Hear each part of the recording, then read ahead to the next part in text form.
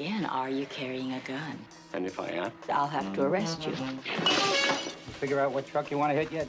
Tell your maniacs out there not to waste the drivers, huh? Haven't you ever cheated on a man? No. And I've never set him up to be killed by the police either.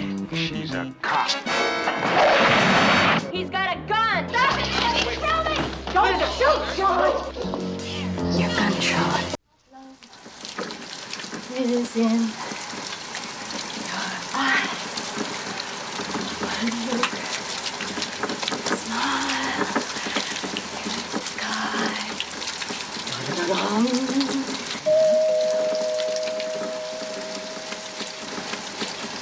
oh, love is safe.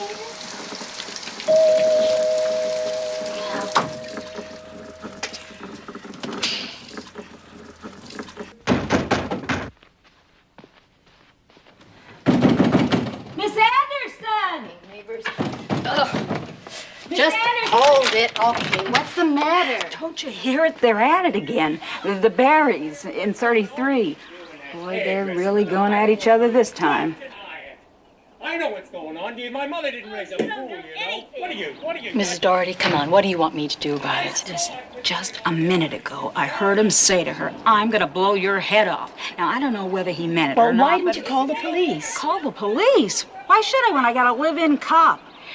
Mrs. Doherty, I'm wet. I would like I'm to get... sorry. I didn't realize you were taking a shower. I've got to get ready for work, so if you You're don't working mind. tonight, but you work today. It's a part-time job. Oh, extra job, huh?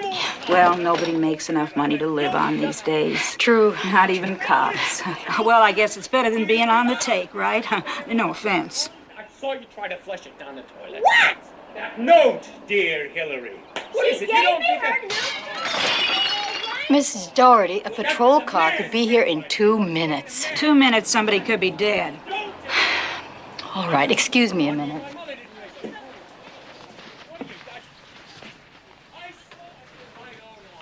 my own eyes, I saw.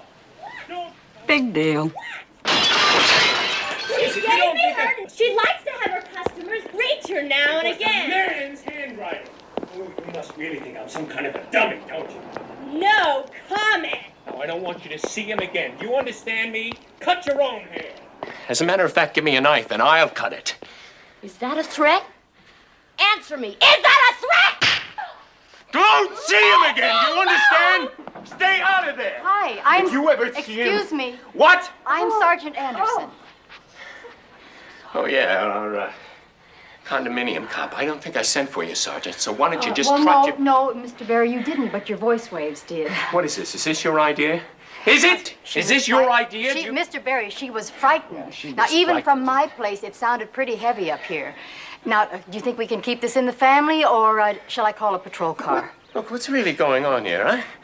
I mean, really going on. I have a conversation with my wife. All right, an argument, and suddenly we have cops in the door. Is this your idea of the scene you wanted, huh? I hit you, and you bleed, and there are cops, and...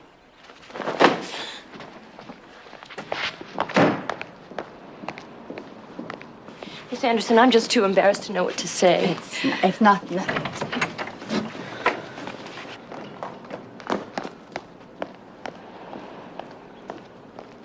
You sure you'll be all right now? I'm scared to death. He's always talking about going and getting a gun. Oh, I don't want to bother you with my domestic problems. Well, that's hardly a little domestic problem. Do you want to press charges? For what, a bloody nose? All I know is I'm finally afraid to be here alone when he gets back. Have you got any relatives or friends you can stay with? Mrs. Doherty, do you think you could put Mrs. Barry up for the night? But isn't there anything more that you can do? I mean, you must have some pull at headquarters. When I get back in the morning, I'll see what else can be done. But right now, I really have to go. Okay. Thank you, Miss Anderson. Thank you for coming and helping. You're welcome.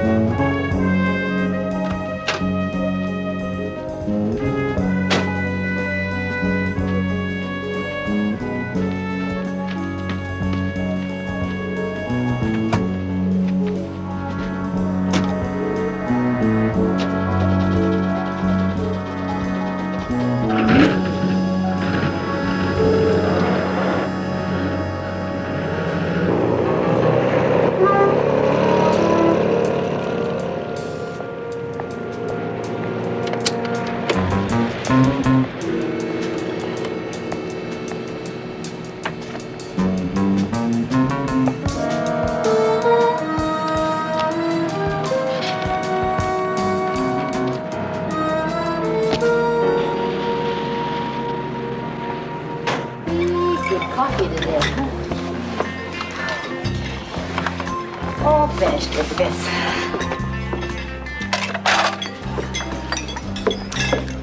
Which one gets the salami? Right here. Hey, how about some more coffee? Coffee. More cream, too. Yeah, okay. Hang in there. I'll be right back. Coffee. Hey, Bunny, how about some sugar for my coffee? You already had 2 sugars. You want to put us out of business? It still ain't sweet enough to keep me awake all night. Pappy, there ain't nothing sweet enough to keep you awake all night. Except you. I was hoping you'd say that. Hey, Bunny, how's about a glass of milk, huh? M-I-L-K. Coming up. That's a glass of milk. Figure out what truck you want to hit yet? Yeah, I got a guy could use a load of small appliances. Well, listen, if you get lucky, save me a toaster, will you? Get my old lady off my back. And tell your maniacs out there not to waste the drivers, huh? Can you remember that? That's easy. Afraid you lose a customer? You kill somebody, you bring heat to this place. This kitchen is hot enough. Take a look at me. You don't believe in violence, huh, Brock? Only if there's a think involved. How long you had this broad? Come on. I don't know. She ain't exactly dog meat, I'll give you that. But how come she'd work a job like this? Not everybody can be a topless dancer, you know. Wipe it from your lips. Like what? The saliva, man. She's only a chick. I could replace her tomorrow. I don't know. There's your file. She don't look the type that'd work in a greasy spoon like this. Here, why don't you have this? Hey, if she makes you nervous, I'll give it a can. If she made me nervous, Brock, I wouldn't just settle for the can.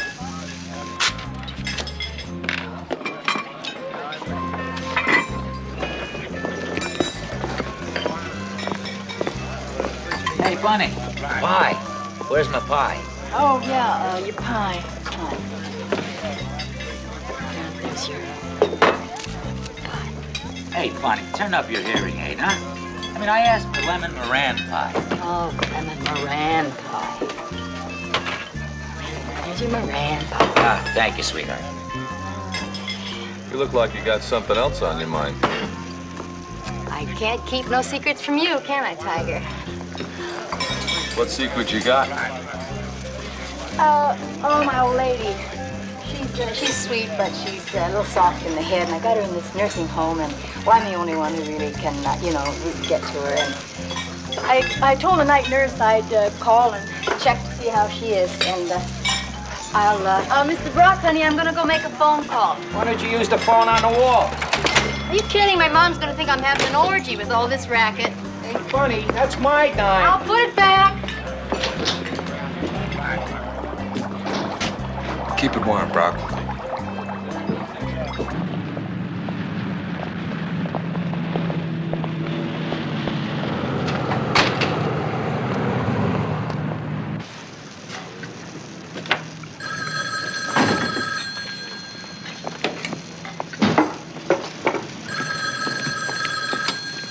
Sylvia's Hickory Pit. Sylvia talking. We deliver. Can I help you?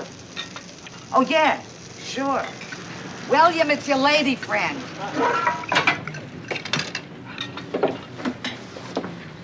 Okay, thanks. Yeah, how's it going? Okay, Sylvia still got the hots for you? Can't keep her hands off of me. Listen, Bill, I think we're on the right track. This is the dive where they work out which trucks to hit, strictly to order. They don't move until they've got a customer lined up for the stuff. What about this guy Brock? Is he in on it? Up to his dandruff. Only nothing that would hold up in court. Also, his partner seems to be a little nervous about me. Think of Rock? No, they're just starting to ask questions. And this, Brock, well, he looks like the kind of guy that, well, if he ever found out I was working undercover, I think you'd have one big vacancy in your unit. Honey, you know we're covering you. When's the last time you saw a cop outrun a bullet? You want to pull out? No. I'm just tired, my feet hurt. And there was some trouble at the apartment today. A nice, pretty young woman with a nutty husband. They had something going. I had to go play marriage counselor. Anyway, you go back to work and give my love to Sylvia, okay? Yeah, I'll do that. Hey, Joe looks miserable. Well, he just had some of her lasagna with pignoli. What's pignoli? Nuts. Nuts to you. Ciao.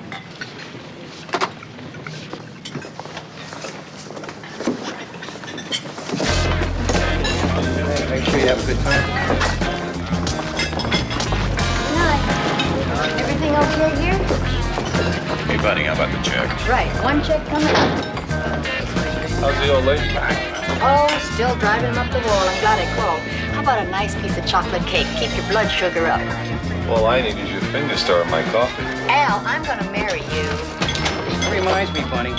You ever been married before? No, saving myself for Al. Yeah, but the way you get along with these guys, I'm surprised you don't have a guy of your own. Nobody ever calls you here or picks you up. Hey, that's why. She gets along good with all the guys. See you on the next run, Al. Who wants to fight over Here, this? I got it.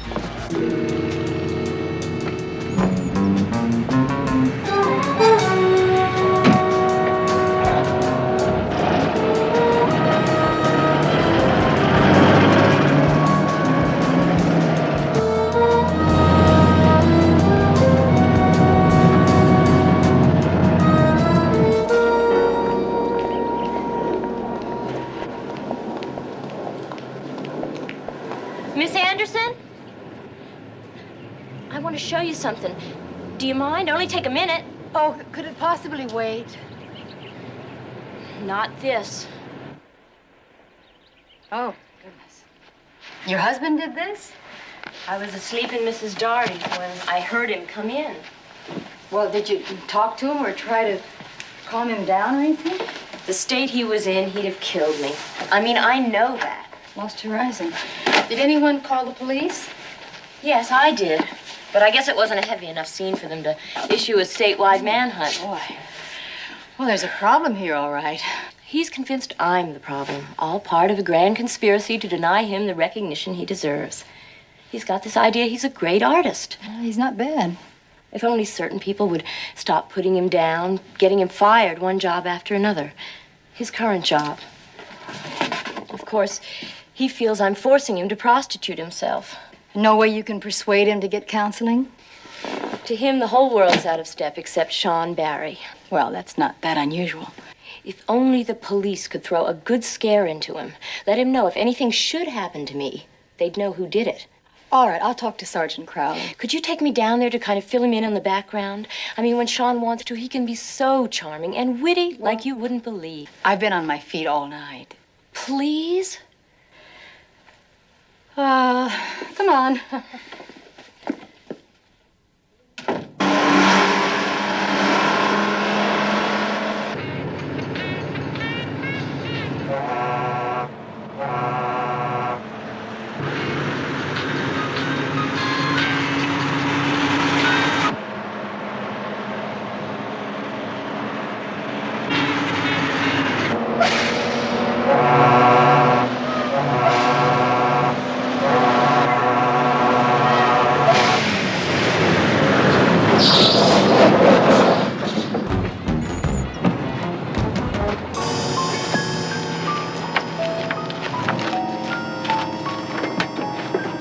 Hey, you!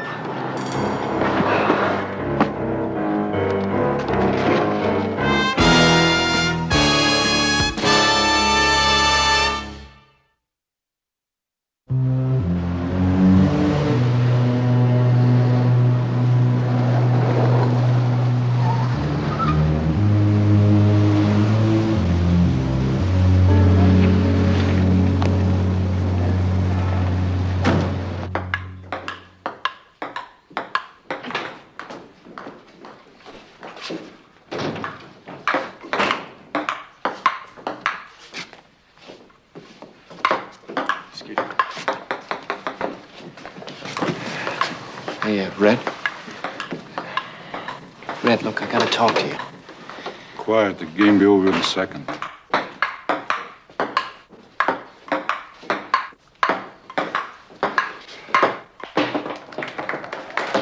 Hey, don't touch that table, punk, or you buy me a new one.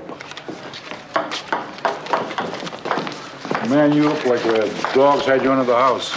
Yeah, there's some trouble at the house.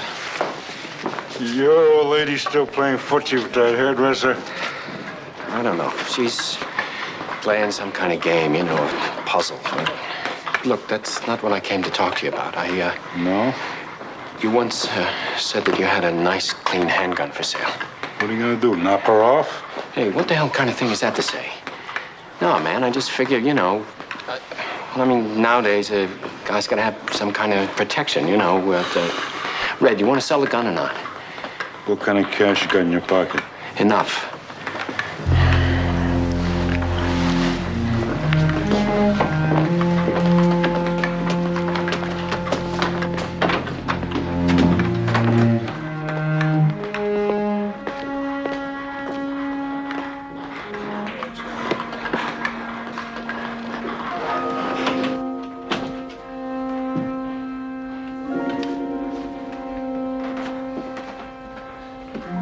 Slightly used, but good enough for a man who's only trying to protect the sanctity of his home and his wife.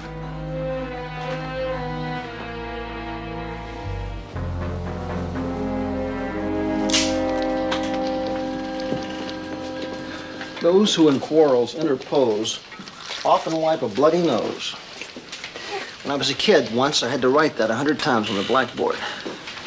I'll get you some chalk. All I want is some sleep. When are you going to learn, Pepper? Never. Hi, Mrs. Barry. You want to step in, please? Joe tells me you want to meet with Brock. I think it's about time. I'm Sergeant Crowley. Just have a seat. Thank you. Now, Pepper here tells me that you and your husband have been having a little problem. A little problem? Well, we exaggerate. Well, see, there are days when this whole city seems to be nothing but husband and wives who are ready to kill each other. But until one of them actually makes a move... Then, Sergeant, what do you suggest? That I buy a gun? No, certainly not. My hairdresser's name is Francis. To my husband, that proves it's a man. This may sound silly, but have you ever thought of just having him meet her? He doesn't seem to want to. It's almost as if he's afraid it'll spoil his anger. Anyway, next day he'd just think of something else. As long as we've been married, he's had these sick thoughts about this one or that one being out to ruin his life. Has he ever tried to do anything about it? How could he? They were all fantasies. Yeah, well, usually, all we can do in marital disputes is get the two parties into neutral corners and hope they cool off. And hope we get some sleep. I see. If I call you in time, you'll do your best to stop the bullet in midair. Oh, Hillary, that's not... Thank you for your time, Sergeant. I'm sure you have more important things to handle. Thanks very much. What'd you make out in tips last night? Lousy. How about you? $25.50. I'm giving up police work. Thought you already had.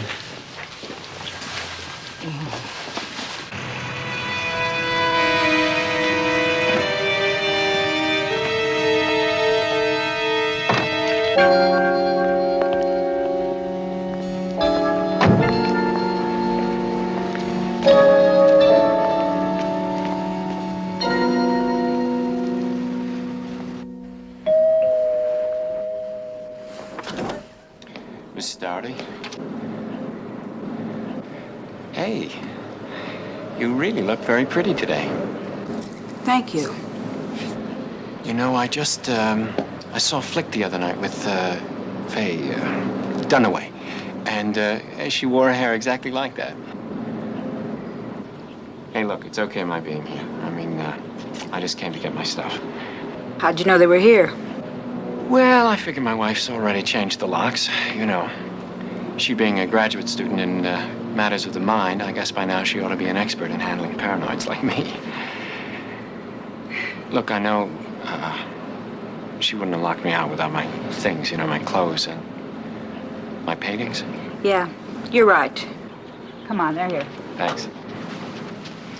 I hope you didn't come back to cause any fuss or start any trouble with your wife. No, just to get my stuff. Where are the rest of the paintings? That's it. No, they were... Oh, never mind. Do you have any messages for Mrs. Barry? No. Just wish her happiness. She and that policewoman who, in a splendid gesture of feminine solidarity, gave me the final push. Miss Anderson, are you awake? Mrs. Doherty, is that you? Yeah. How wonderful of you to drop by. I hope you've got good news this time. Just a second. Good morning. Miss Anderson, I really hate to bother Want a cup you. of coffee? It's okay. No, thank you.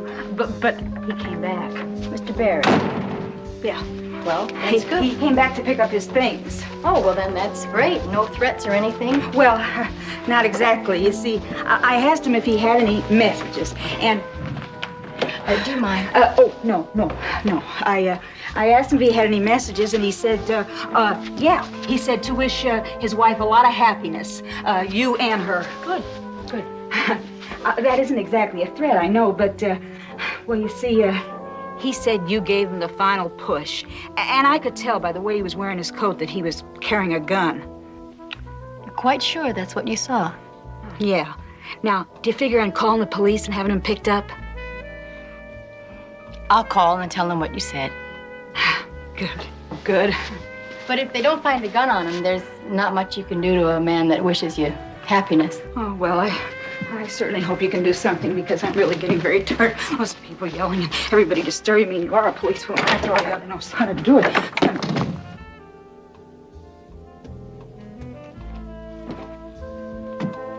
Yuck.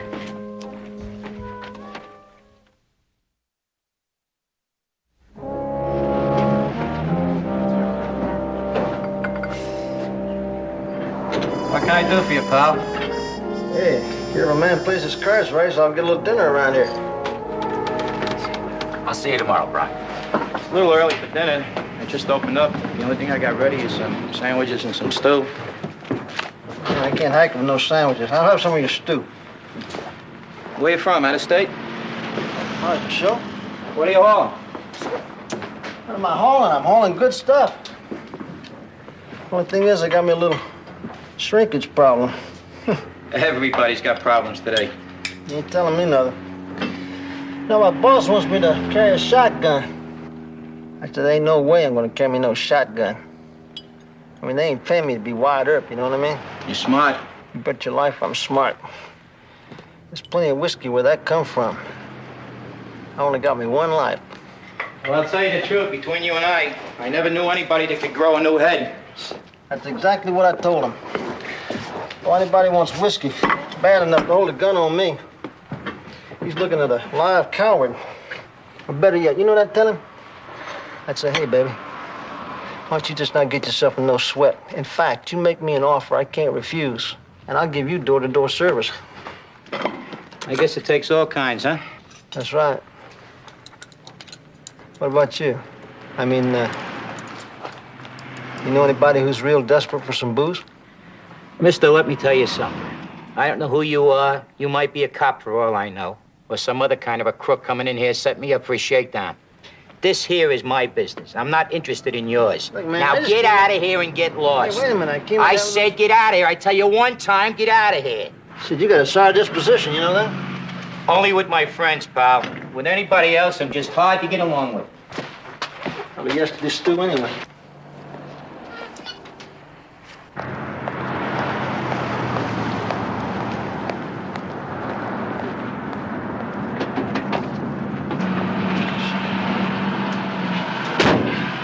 You get anything? I didn't even get a nibble. He's tight as a clam. I think he's got a sour view of human nature. Yeah, well, back to Sylvia's then. Think it'd be safe for Pep to show back tonight? If she doesn't show up, he's gonna get paranoid and maybe get the idea she's a cop. Yeah, but at least we'd know she was safe. I mean, we can't see through those walls. Joe, we blow this one. We're right back where we started. I think I'll leave it up to Pep. Hang on, Mrs. Doherty. One of these days I'm gonna make it. It's not the dogs, it's the doorbell.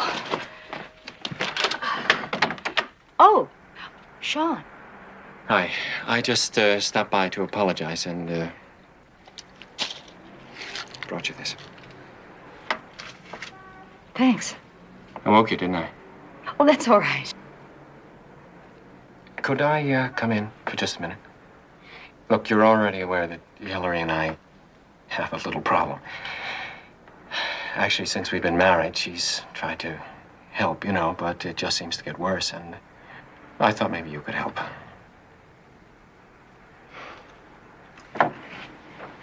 Thank you. Is she at home? She's probably afraid I'll turn up drunk and make myself obnoxious again. Mind if I sit? No.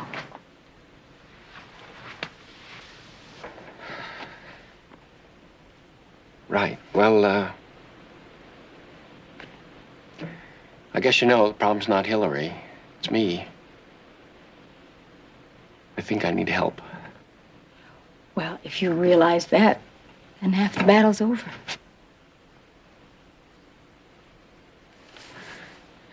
You have a nice sense of color. Thanks. Would you like a soft drink or No, something? no. You like to read? Yeah. Cop that reads, huh? Poetry? Sometimes. I have to be in the mood. Yeah, I know what you mean. With Hillary and me, I mean, in our marriage, I kind of wanted a mood to come. You know, poetic mood. How does that go? Teacher, tender comrade, wife. A fellow farer, true through life. Wanted to say that to Hillary, but I'm not Robert Louis Stevenson, and she's not exactly Mrs. Stevenson. She's... What is she?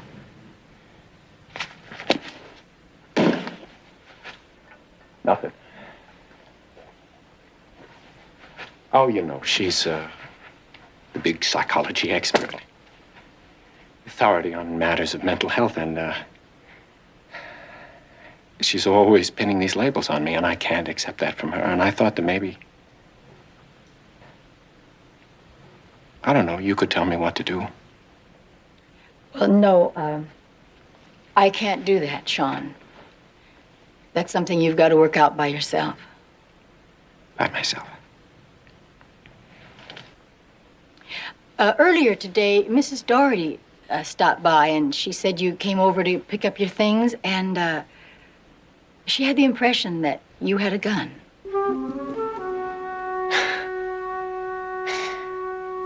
That woman, frustrate. You know what a gun's supposed to symbolize, don't you? Do you have a gun? Toujours the lady cop, huh? Look, what is it that you think? That I consider you some kind of threat to my marriage? I mean, I came here asking for your help, your advice. I even brought you a present which you didn't even think was worth opening. You and Hillary. You really are going to give me the final push, aren't you? Well, Sean, I assure you... Listen to me! I'm not a violent person. Now, I know that's difficult for you to believe. That's difficult for anybody to believe. But let me tell you something. When somebody deliberately sets out to ruin your life, then I think to myself, God forgive me. Be violent. Protect yourself, Sean, even violently if you have to. Don't come any closer. I have to ask you again, are you carrying a gun? And if I am? If it isn't registered, I'll have to arrest you. Oh, well, of course. I mean, that's the plan, isn't it? I mean, only Hillary couldn't do that by herself, so of course she had to involve you. Have me arrested, have me committed, while she and that gigolo hairdresser go waltzing off into the sunset together. You know what I don't understand is what you have against me. I mean, what did I ever do to you? I came here. I needed your respect. John, please give me the... You, please, get away from me. Get away from me.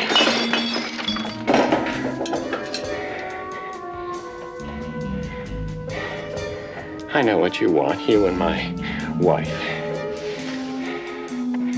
Well, you just might get it.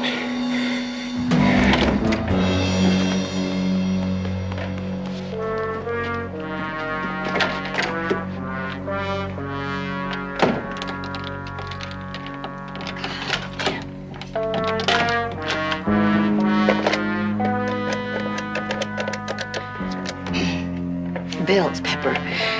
Sean Berry was just here, and he pulled a gun on me.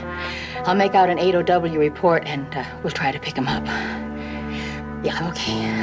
All right, bye.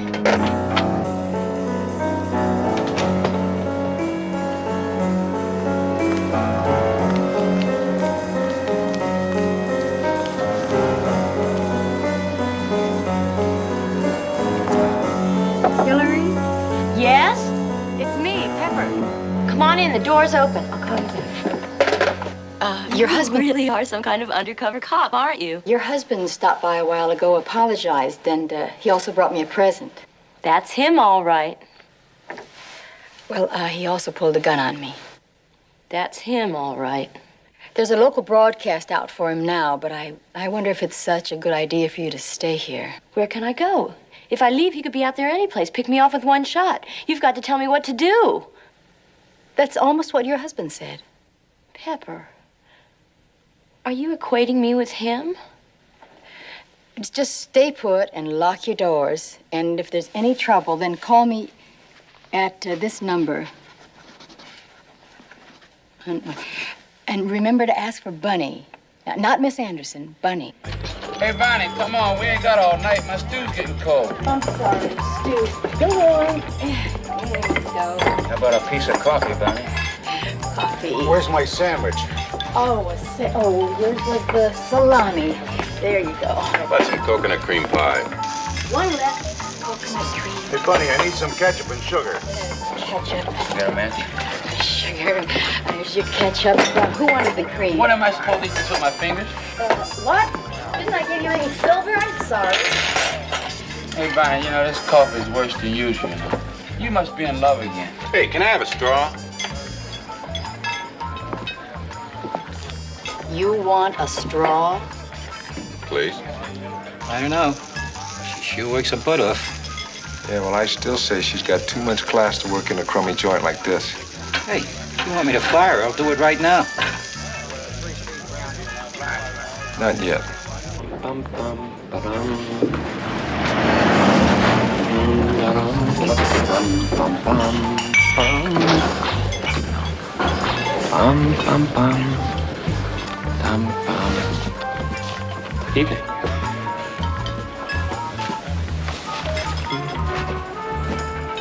Haven't we met somewhere before?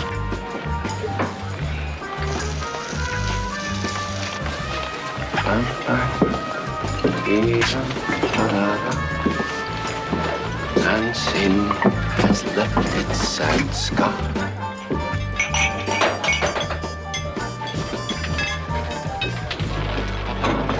Wouldn't it be handsome? J7 still your favorite, Bunny? Love it, doll. What'd you have? Where have we met before?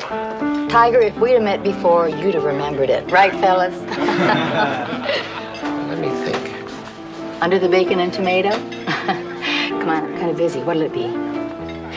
You know, I think it was just this afternoon. About 6 o'clock. 6 o'clock? Well, if you were sitting in the chair next to me at the beauty parlor, that's it.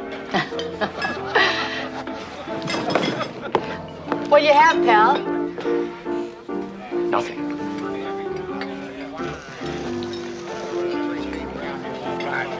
You know, there's a poem that keeps running through my head and I can't figure it out. Teacher, tender comrade, and her friend, the cop. That's it, isn't it? You're Sergeant Pepper Anderson.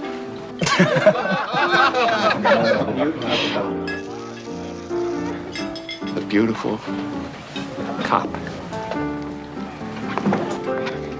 Boy, we really get some weird ones in here, don't we? Hey, Sergeant, can we have a little more cream here, please? Get out of here, I'll cover you. Hey, what was that cop business all about? Well, how should I know? The guy's bombed out of his skull. Excuse me, I need a little privacy.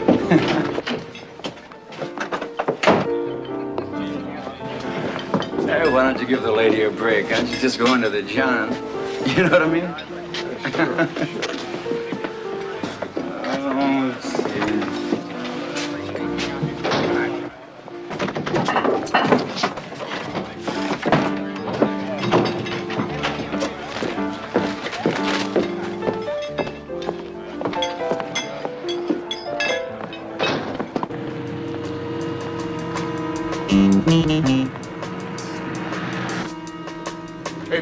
trouble.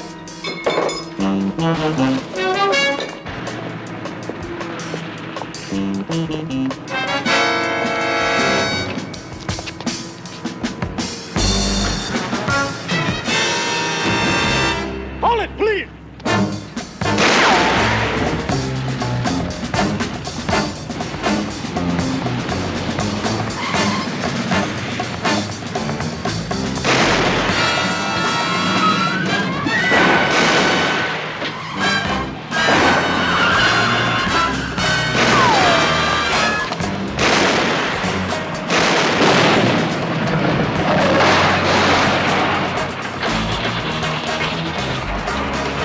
Drop it, man. Drop it or you're dead. Oh, yeah.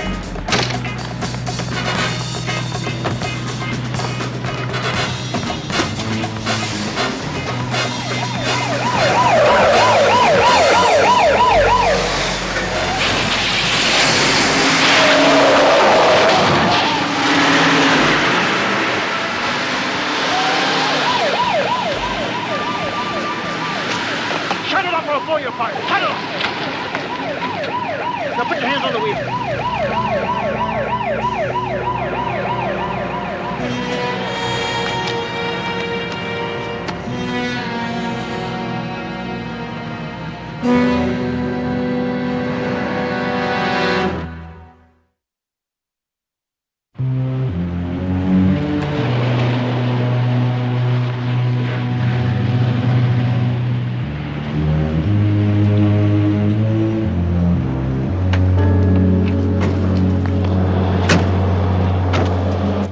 They got a regular armory out there, haven't they? Really? Anybody talking? No, not yet. But this guy Brock, I think that if the DA came up with the right kind of a deal, he might. Oh, yeah? Yeah. Well, maybe it wasn't a total loss after all. Oh, Hillary, I'm sorry about this. Hey, Bill. We found Sean's car in a parking lot downtown. It's being watched. I think he just might have abandoned it. I'm sure he knows we're after him. Hillary, when you and Sean had fights before and he ran out of the house, where did he usually go, you know, to cool off? He'd go get drunk and then he'd go play table tennis. It seemed to calm him down. Where do you go to play table tennis? He usually went to this one place. I can't remember the exact name of it. Red Star, on High Street near Carson Avenue. Let's stake it out. Joe, let's check these through and see I see it. Just one thing I ought to mention about Sean. This personality type, if he should ever feel cornered, trapped in any way, he'd never, ever give himself up. I just thought I'd better clue you in. Thanks. We'll give you a lift home. No, I think it would be better if I came with you, helped Sean. We'll see. Let's go. Hey, Pep. Yeah. I didn't see any car follow you to the cafe last night. I thought you'd like to know. Tell Bill to wait up for me. Are you sure? Positive.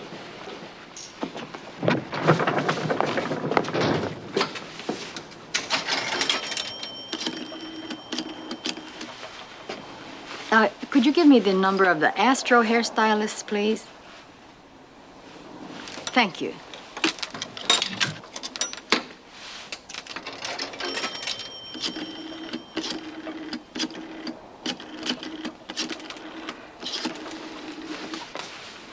Good morning. Could I speak to Francis? Is this Francis? Do you have anyone else there working by that name? No, I must have the wrong number. Thank you.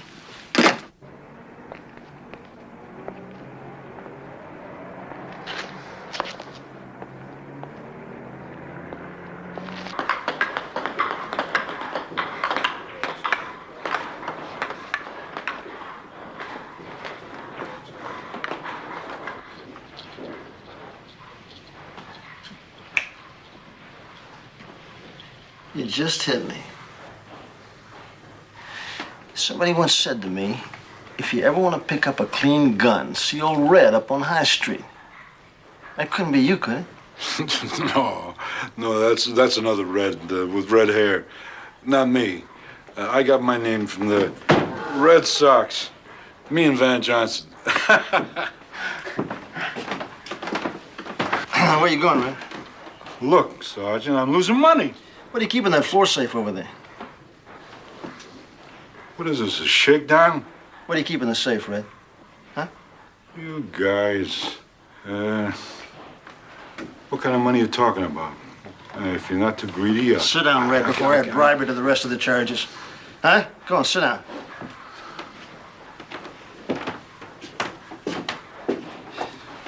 When we secure here, we'll get us a search warrant.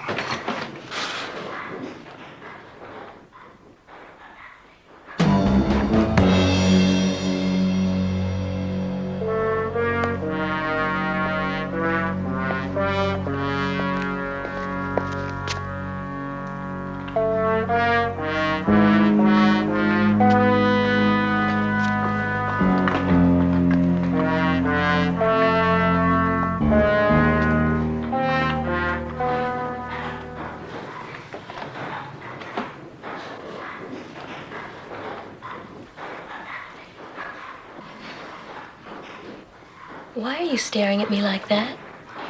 No reason. Is it because of all the trouble I've caused you on account of that raving lunatic? Why should I blame you for that? Nothing. I'm just nervous. Any minute, he could walk in here and start blasting away. Why would he want to do that? You said yourself he was armed and dangerous, didn't you? Hey, Hillary, how do you really suppose he tracked me down at that cafe? Well, obviously he followed you. No, one of our partners was staked out, and he said nobody followed me. What do you think? Well, you could have said something to him when he came calling with his olive branch. The only outsider who knew I was at that cafe was you. Well, you don't think that Are you insane? All I had was the phone number. Whenever the boss answered the phone, he always answered Jose's Cafe. Anybody could look up the address in the phone book. What earthly reason would I have to tell Sean where to find you? Well, you tell me. Maybe to cheat on you, to kill me? What? What? She's insane. Mrs. Barry, it seems to me that your husband had this crazy suspicion about you and your hairdresser, okay? Only what if it wasn't so crazy? You see, Pep called the Astro hairstylist, and she asked to speak to Frances.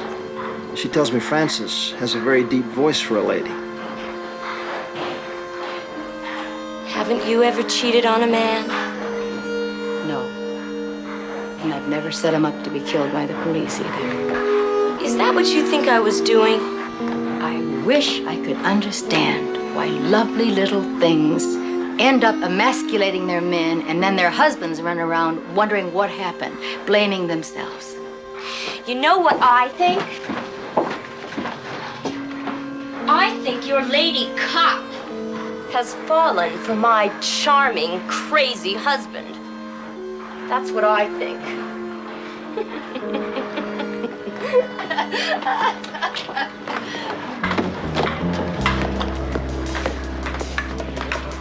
Hillary, Stop him! He's got a gun! No, please, Stop him! He must be trying! Stop him! Put the gun down, Barry. Put your hands on top of your head. Put it down. You hear me? Put it down. Sean. Put the gun down. Sean, give me the gun. No. Let me have the gun, Sean. Stop.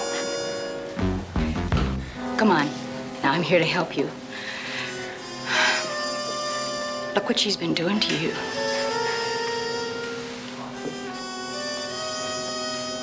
Sean, we've all heard about battered children, battered wives. Well, what about the battered husband? The guy who gets hit, hurt, battered psychologically to the point where all he wants to do is kill himself or kill somebody just to get back some of that manhood. Look at her.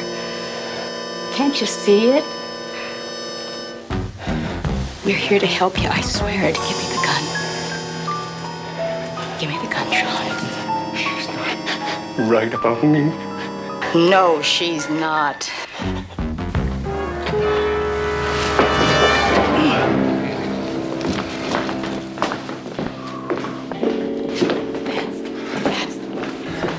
That's good. Good, Sean. Good.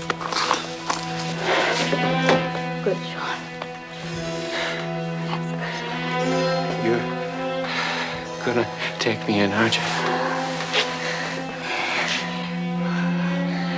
We want to help you. You want us to help you? We want to. Come on.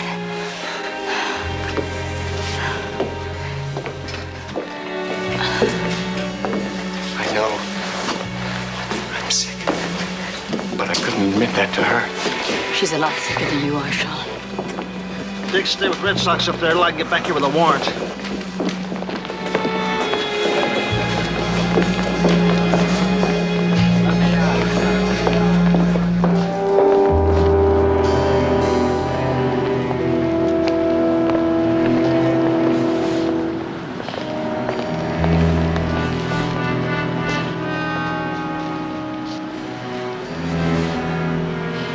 Sergeant? Yeah? Can I go home? Lady, as far as I'm concerned, you can go to hell.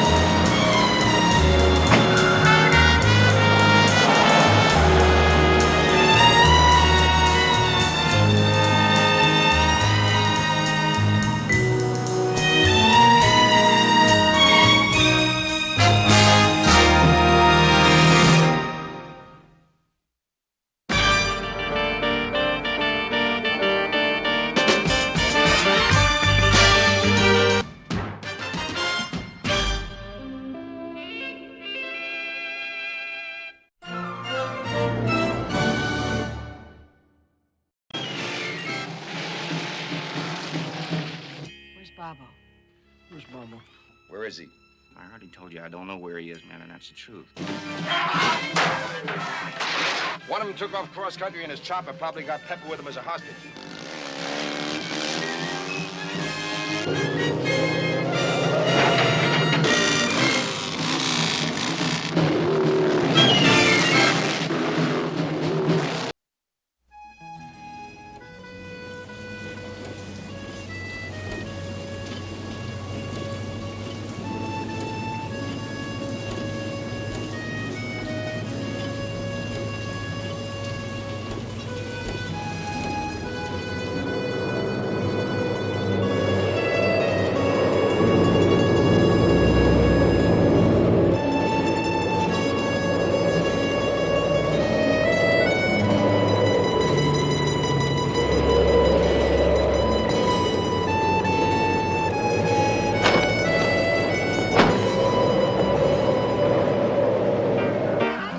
L'aurore di bianco vestita, già l'uscio ti schiudi al gran sole. What are you doing? Già con le rosso sedita, carezza di fiore lo stuolo. It's breaking my heart to remember.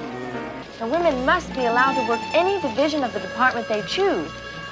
Well, yeah, sure. Good. Then you'll sign one and send it up, right? If it'll help, yeah, I'll sign. Great. Welcome to the task force. Mount up! My name is Officer Mateo, and I'm here to teach you how to ride that motorcycle. Can I take it with me tonight? It's not funny, Anderson.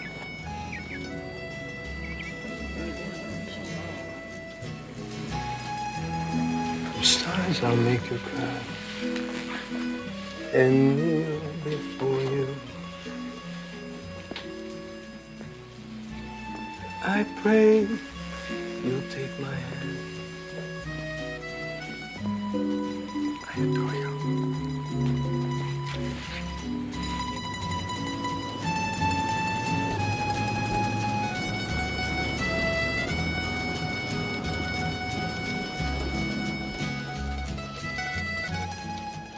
My name's Joan DeMarco. She's the daughter of a state senator. Ran off with a chopper freak about a year ago. Know his name? His name is Robert Olchin. He calls himself Bobo.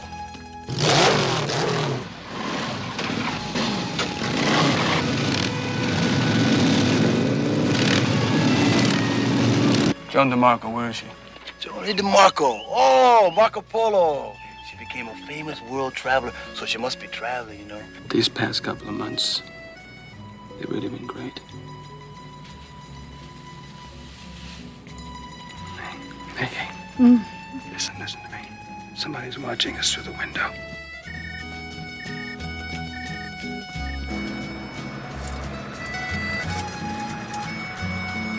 Dr. Guy, please. Rick Mateo. Is he dead?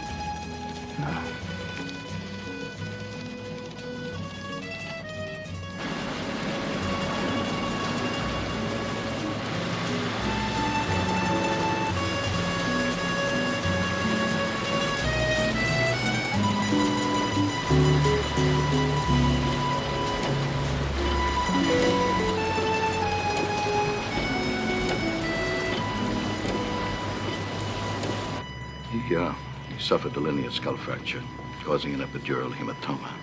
There's bleeding between the brain and the skull itself. We had to operate to relieve the pressure to prevent severe brain damage.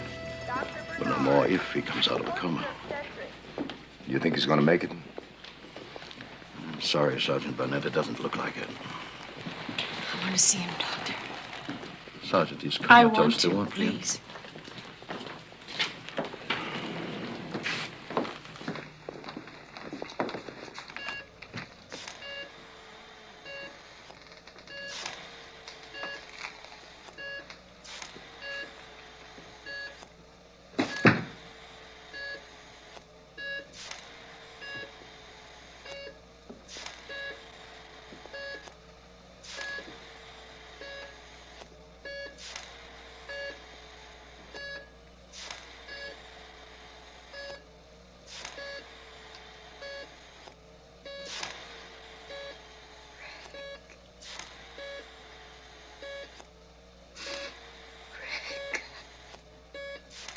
Right.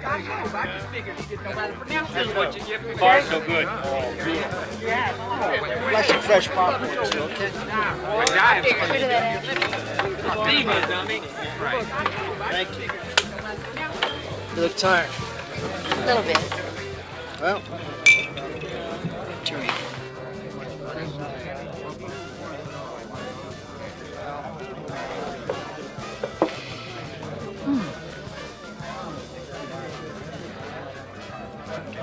you know, I was looking at those vacation records yesterday. Are you going to start that again? You have not had a real vacation in 2 years. I don't want vacation. Yeah. You know what I think you ought to do is take one of those cruises. I don't want to go on a cruise. Above all, I don't want a cruise, okay? I think you ought to go on one of those cruises where you just go to an island and lie there and eat and drink, soak up the sun, and trade beads. I don't have any beads. No, you buy the beads there, Pep. Wear them around your neck. When you want something, you just pop off a bead and trade for you. What if I run out of beads? Well, knowing you, you'll think of something.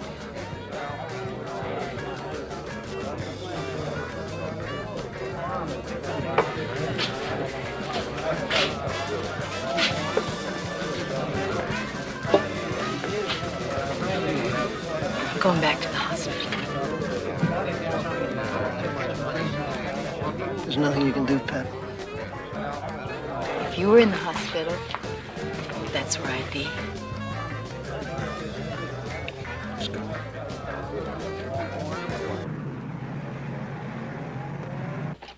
Come on in, Larry. Chief, you know the gang. Yep. Oh, Larry, how's it going? Coffee? How's Helen?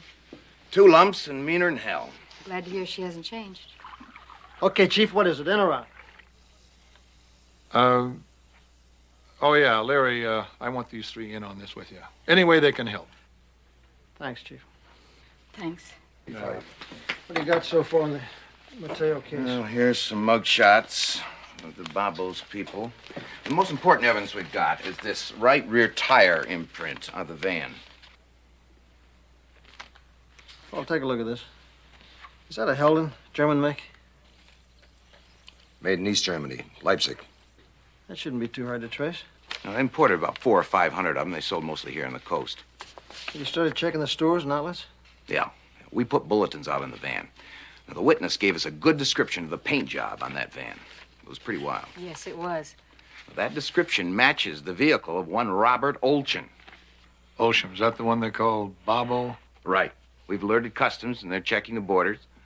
And Sacramento sent down these mugshots. I know this one. Arthur Lewis Jennings, second in command. Parker. Yo. Hoffman. Yo. Thorpe. Arnold. Right here. Arnell. Yo. Yavich. Here. You get Sergeant Burnett, please. I'm not going to be soft, Doc.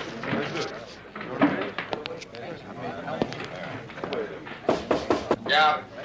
Hey, Sarge. We're ready.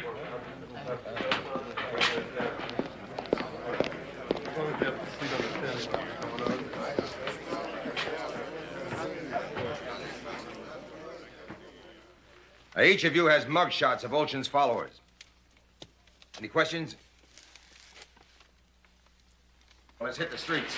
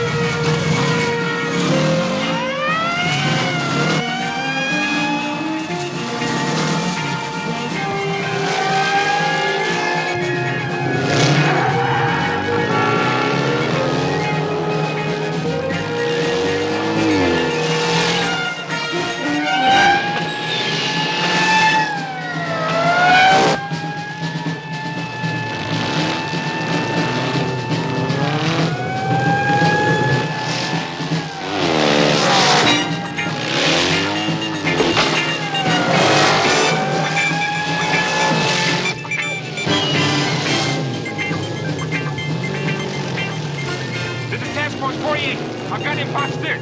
He's headed for the bridge. Request assistance.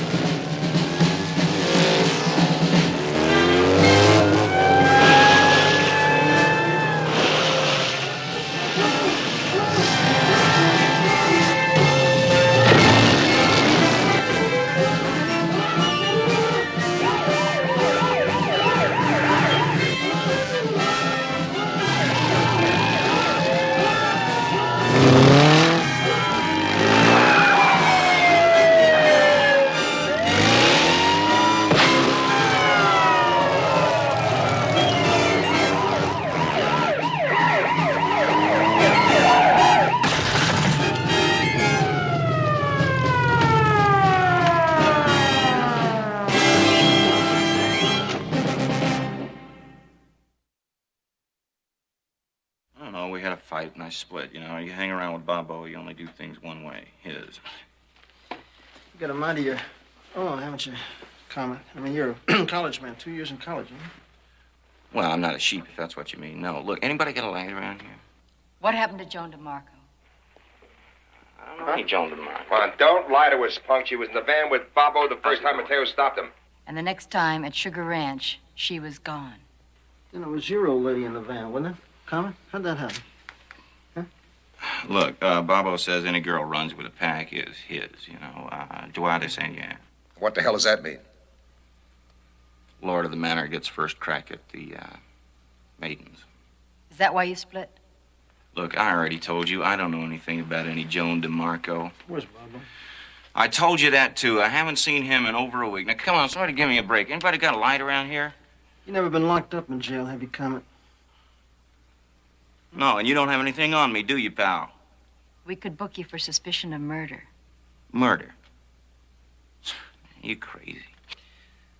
It'd be kind of hard on him being locked up in jail, you know. Isn't that right, Comet? I mean, according to your service record, you were discharged because of acute claustrophobia and not a fear of being locked up in tight little places. Look, man, the girl just disappeared. One day she was there, next day she was gone, that's all. Where's Bobo? Where's Bobo? Where is he? I already told you I don't know where he is, man, and that's the truth. I don't believe that. Well, let's lock him up. Lock him up. Come on. Now, wait a minute, man. Come on, lock him up. Wait a minute!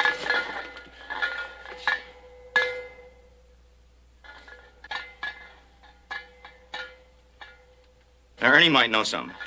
Ernie who? Ernie Morales. You know who Ernie Morales is? Who's Ernie Morales? You're talking about the Bikers Midnight Supply? Yeah, that's the guy. Now, he might know something, really, man. I'm not kidding. Where is he? Where do we find him? Where is he? All right, let me think. Come on, man, you're wasting our time. Come on, man. Well, let me think! He's got a place up on Packers Flat. Maybe Bobo's there. That stove's still hot. We couldn't have missed it by much.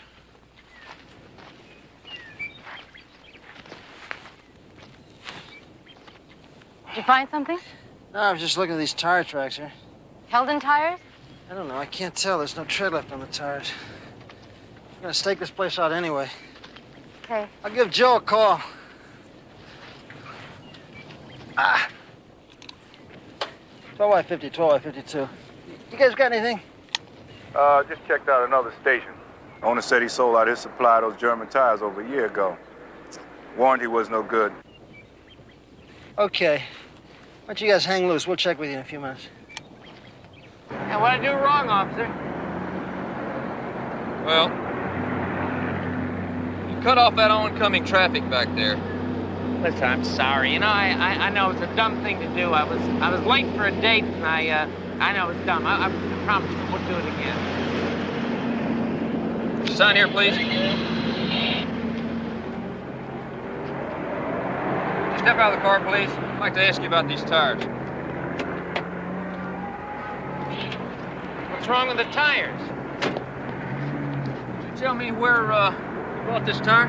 Sure, little general store near the foothills off Joshua Tree Road there. They were having a big sale, damn cheap. As a matter of fact, I bought 2 of them. Why? Just curious. You drive careful now. Hey, Linda. How'd you like to take a ride to the country tomorrow? Near the foothills. We'll take your car. Springs are better. You know, with little Fritz do, we want the ride to be as smooth as possible. Hey, honey, how long is it going to take you to get in here? You know, I stopped a guy today who had tires on his car just like the ones on the van that got Rick. Said he bought them at a country store near the foothills.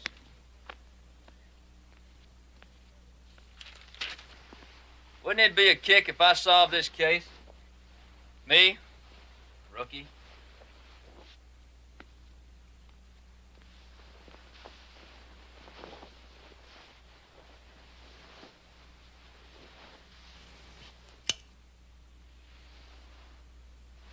You haven't heard a damn word I said, have you? Hey, got company.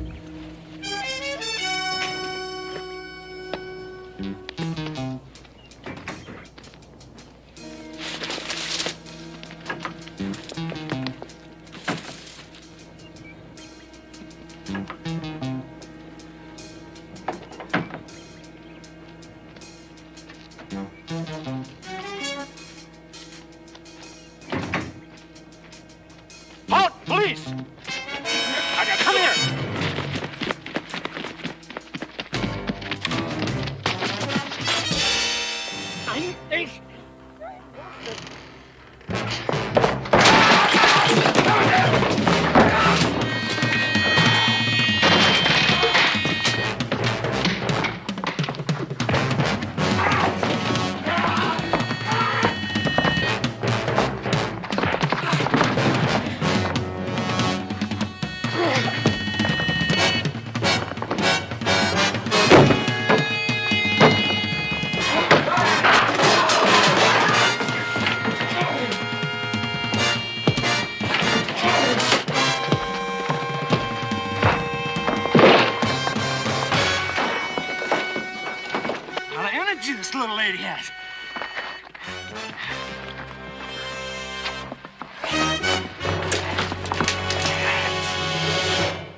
Bobo, why don't you just tell us what came down, okay?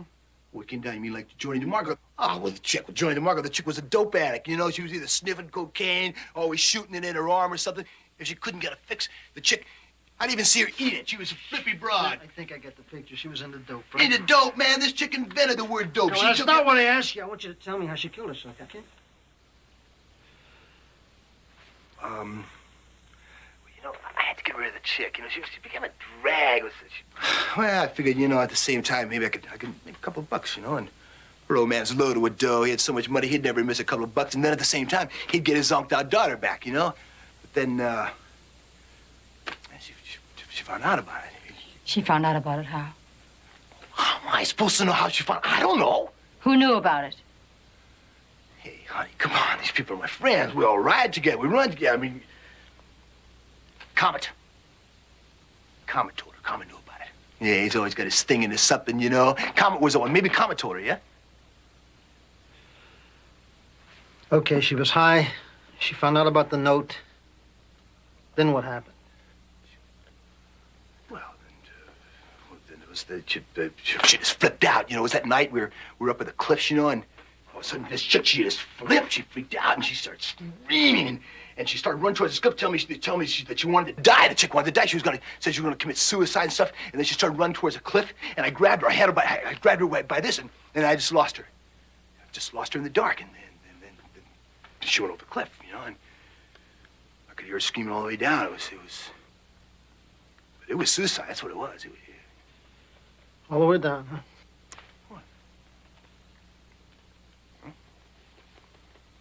You tracking somebody down, are you? Yes, sir, that's right. Working on a case, huh? Well, if I could be of any help. Well, do you mind if I copy a couple of those names and addresses down? You just help yourself. Is it a big case, is it? Yes, sir. Important one, huh? Well, it shouldn't take you too long, because I haven't sold too many tires lately.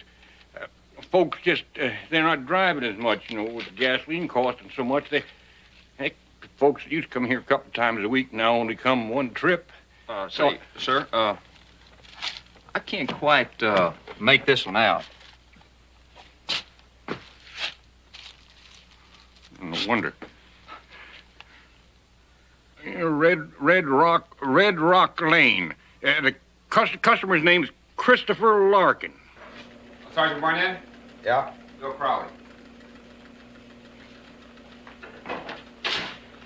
Yeah, Bill. Listen, Polygraph just called. Now, you're not going to believe this. They had this guy on the machine for 4 hours. They said he shows truthful.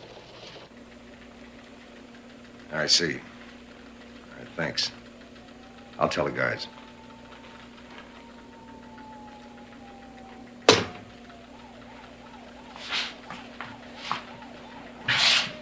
This Ocean. Yes, sir. Polygraph shows truthful. He didn't kill a girl. Dr. Guy, the charges you're talking about are that serious? Any sexual perversion is that serious. As you know, they terminate officers who are guilty of lewd behavior, indecent exposure, child molestation. To a review board, voyeurism would fall into that category. Well, we were definitely being watched. You know, Rick called me that night, the night right after he left you. The night he was hit? Uh-huh. He made an appointment for himself and the suspect.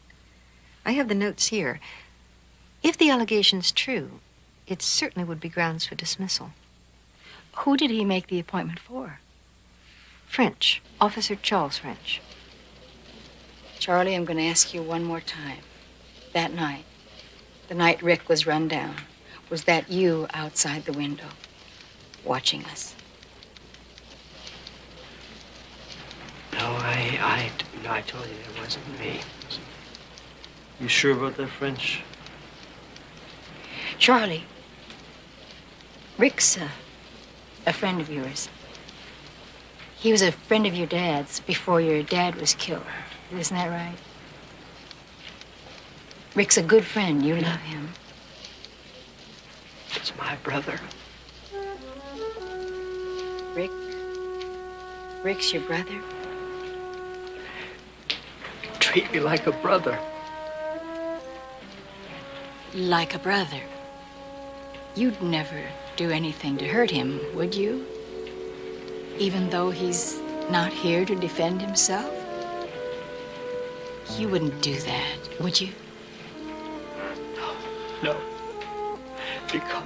Charlie, the night he was attacked, Rick had phoned Dr. Guy, Dr. Marie Guy. You knew he'd report you. He set up an appointment about you. Now, Charlie, he said he'd seen you outside Pepper's apartment. He said you were watching them. Was he lying about that? Were you there? Did you try to stop him? Did you try to kill him? No. I was off. I was home. Were you? Rick said you weren't. Was he lying? Was it you, Charlie? Huh? No. What do you know about Mateo? Nothing! Nothing about Mateo! My son is a good son. He is not a murderer. And he is not a pervert. I hear that Rick is improving. Is that true? His vital signs are stable. Thank God for that. He's still in a coma. Adele, about that night. Please, not again. We talked to Ray Dayton and his wife.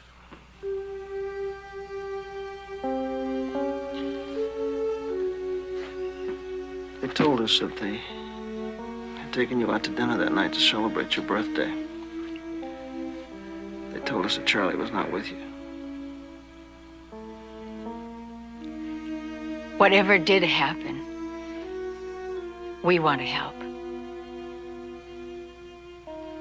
I don't know. I don't know where he was. Adele. Please, just leave me alone. Isn't it bad enough that he's finished? That he's through?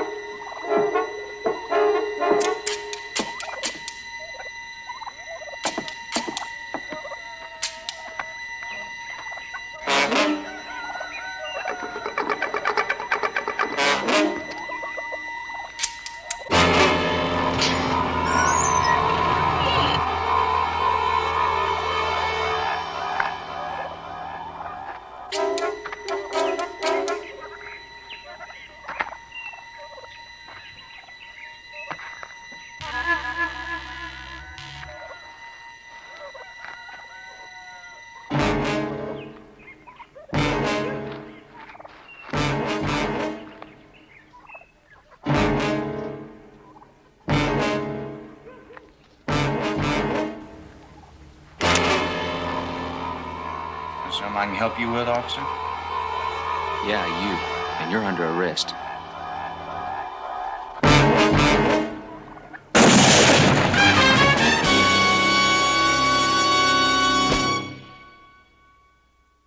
A silver platter, she's not going to buy it. Well, Mother... Charlie's, the sun rises and sets on him. She thinks he hung Hi, the Jim. moon. Hey. Hey, hi. How you feel? I'm all right. How you doing? Hey, like that, I come out of a beautiful dream, and what do I see but 3 of the ugliest faces in the department? Hey, listen, one of the nurses came in today, and they said that my mom wasn't feeling right. Is that true? No, I called Napoli last night. Your mom's much better. She had a gallbladder attack. She's fine. If you want to know the truth, it took about 4 hours, the way he speaks Italian, to figure out she's probably pretty good. I gotta tell you something, kid. Your mother speaks terrible Italian. I'm really happy she's all right. Yeah, she's fine. I guess you guys got the bums who put me in here. Yeah, we got a couple of leads. Hey, do me a favor, will you, Sarge? What? Don't bring him any more flowers, man. Dr. Terry, report to pediatrics. Looks like he's gonna be okay. Dr. Terry. What's the matter? We just came from Linda Hoffman's house. Fritz is missing. I don't know. You mentioned tires. What did he say? Do you recall exactly? Country store. Just a country store? He didn't say where it was? I can't remember. Ticket. Wait.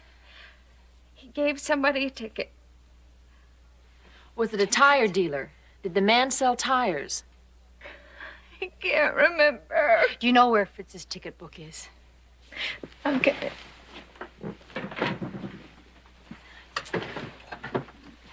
See.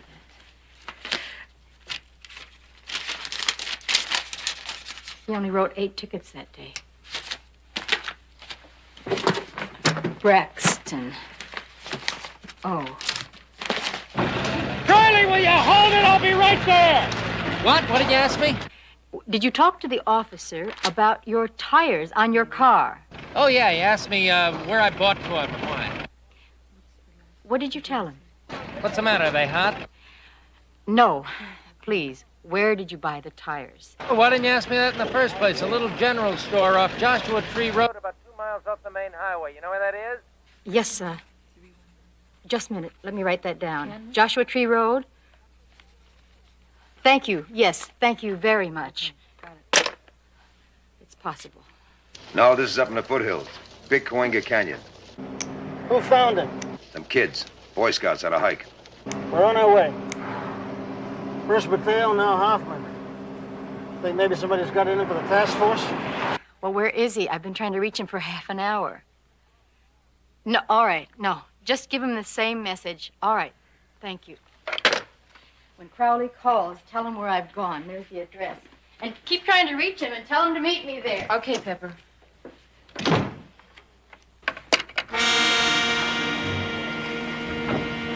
All right. Take him out. Okay, take it easy, guys. Watch your step.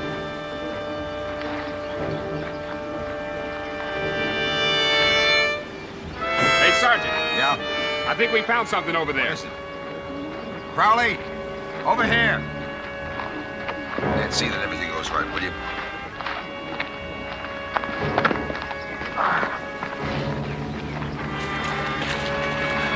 What do you got? Do that tire trail we've been looking for? Yeah.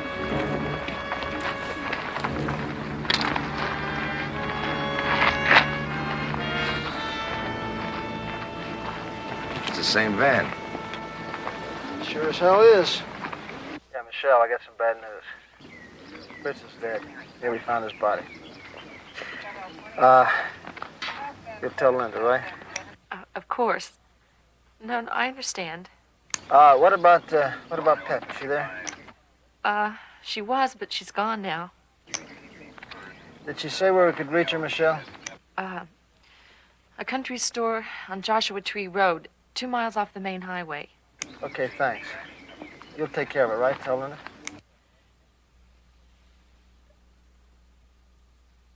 Yes, I'll tell her.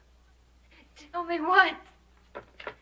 Tell me what? What happened? Tell me. Linda, it's Fritz. No! No! No!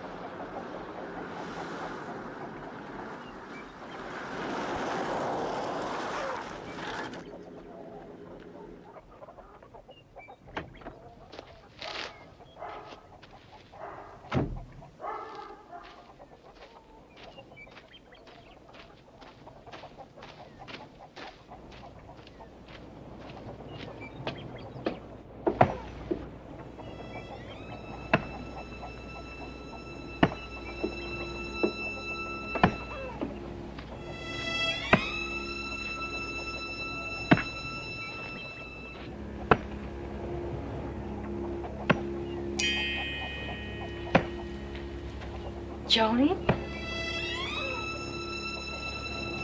Joan DeMarco? Who are you? I'm a policewoman. We've been looking all over for your killer.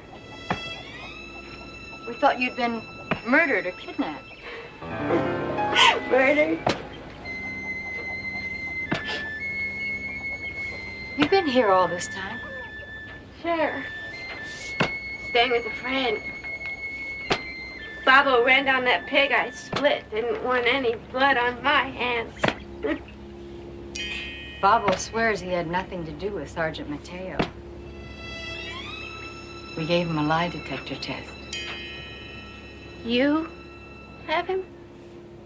He's in custody. That liar. But nobody could beat any machine. Doubt that.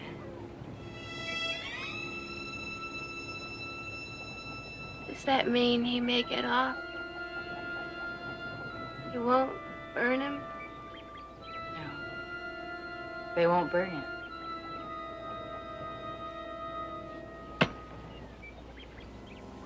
You say you're, living out here with the friends. Drop it! Drop it! Lady, I'm gonna blow your head off if you don't raise your arms high. Now, Jonah, you be a good girl and fetch me that gun.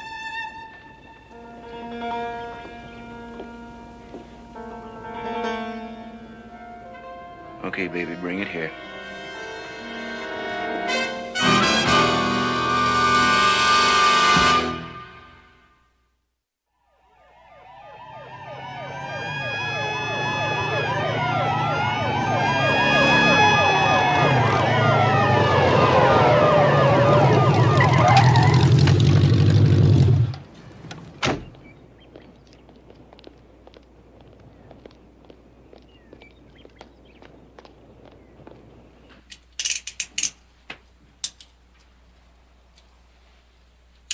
I like to read.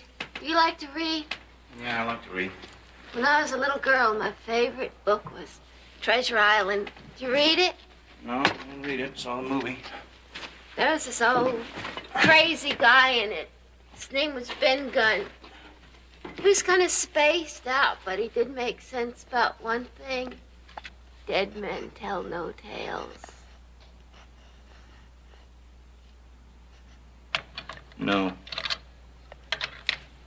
Let's use her gun. She deserves it. Forget it.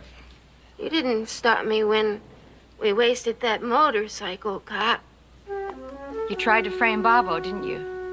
Now, do you have to tell the whole world about it, you stupid little idiot? Now we're gonna have to kill her. Nobodies. They all deserve to die.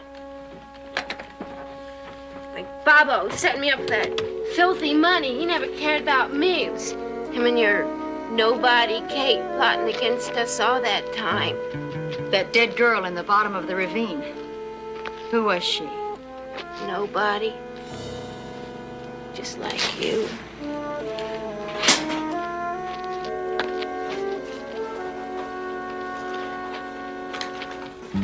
Comet used you so he could be number one, right? Nothing. Nothing, you nobody. Hey, honey, cut it out. Come on, stop it. Get off me. Get off. Now, baby, listen to me. We're gonna need a hostage for a little while, okay? And after that, you can do anything you want to, all right? You promise? I promise. Could we see your invoice book? You don't understand how an invoice works. See, the customer gets the original, so I ain't got that. And I keep the carbon copy. But the lady, she took the carbon copy, so I ain't got that either. You have any idea what the address was? If I could remember that, I wouldn't need an invoice now, would I? Excuse me. Here, is this where it was, this extra carbon? Yeah, I think that's the one. Larkin, 27, what does that look like to you? Is that a 3? 1-3? 27130. 27180 Red Rock Lane. Do you know where that is? Well, you just go down the highway here about 2 miles, maybe 2.5, and then it's off to the left. Thank you very Can't miss it. It's Phil Johnson's old place. You know, you... This ought to keep you from getting any fancy cop ideas. You know where we're supposed to meet, what you're supposed to do. All right. A little bit.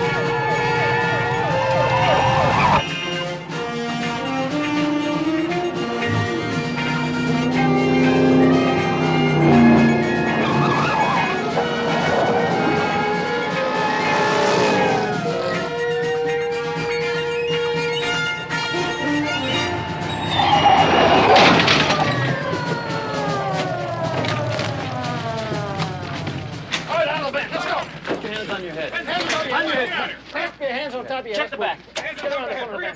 Over the front of the van here. Check him out back there. They were gonna kill me. Then Lady Felisa Wait a minute, said wait a minute, wait a I minute. didn't get them. Wait a minute, this is Joan DeMarco. Aren't you Joan DeMarco? But the lady Where's the police police officer? She's at Where's the the lady farm. police officer, She's eh? at the farm. She wants to stay there. But then Bobo said if I didn't get the money, they were Pete, going to take kill care. me I'm gonna call because Barnett. All right, because come here, they Vicky. said that if I Sorry. didn't get the How's your money, head? then Daddy said Head all that right? I was going to be okay. But then Bobo said if I didn't. Hey, Barnett, come in, will you? This is Crowley. I was so scared. Yes, I Crowley, was going to be Barnett. okay that if I didn't get Barnett? the money, though. We got the van. We found the DeMarco girl. She says the Pep's back at the farm. No one here. The place is deserted. You must have hidden the van in a barn, and that's about it. Oh. Hold it, Bill. Yancey found this handbag in the barn. It's definitely Pepper's. Bill, they just found Pepper's handbag. Because they said Is if there I a didn't gun do in it? anything, they Empty. Empty. No cuffs either. Well, that's all right, sir. We'll take you to the doctor soon. You'll be in Wait a good minute, shape. Pete. Yeah. They just found Pep's handbag. No cuffs, no gun. Where's the policewoman? Pete, she's lying. Where's she? Hey, get her! Grab her! Stop her. Where is she? Where is she? She's a nobody cop, your lady cop. Comet's gonna kill her. She's gonna be dead. One of them took off cross-country in his chopper, probably got Pepper with him as a hostage. Now, Yancey found some fresh tracks that indicate they went off in that direction. This is where we are right now. See that map? They'll probably take these back roads to this right away down to the main highway. I'll take the North Ridge. Now, we'll circle around the back and meet you. Crawford! Yo. Get the guys moving. Parnell, Arnold, you stay on my tail.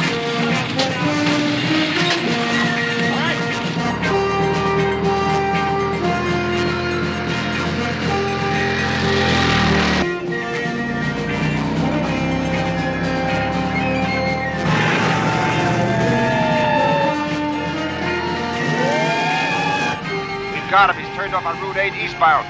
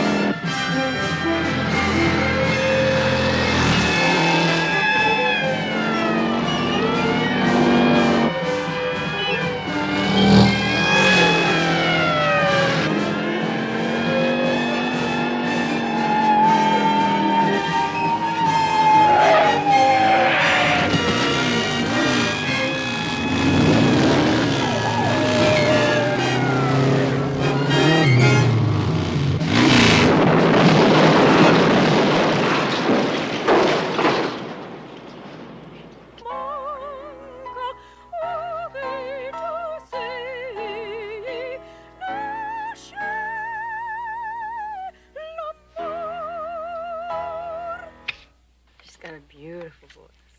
Fantastic. My mom recorded it for me just before she retired. She wrote me a letter. Would you get it for me, Bill, please? Here. Caro mio? Caro mio. She said she wanted to come over and take care of me, you know. So I called her this morning. I said, look, Mom, it'd be a lot easier for you and a lot better for me if I went over there. You going to Italy? Yeah, I think so. Hey. Besides, I told her I might be taking along a friend. Oh, you fell in love with the nurse. Yeah, how'd you guess? Only she's not who I had in mind. Yeah, it's terrific. You've never been to Italy, have you, Pat? No. I always told her she ought to go to Italy. I think I better get back to work. Oh, wait for me, will you, Bill? I need a lift. Okay. Ciao. Ciao. Ci vediamo subito, eh? Grazie.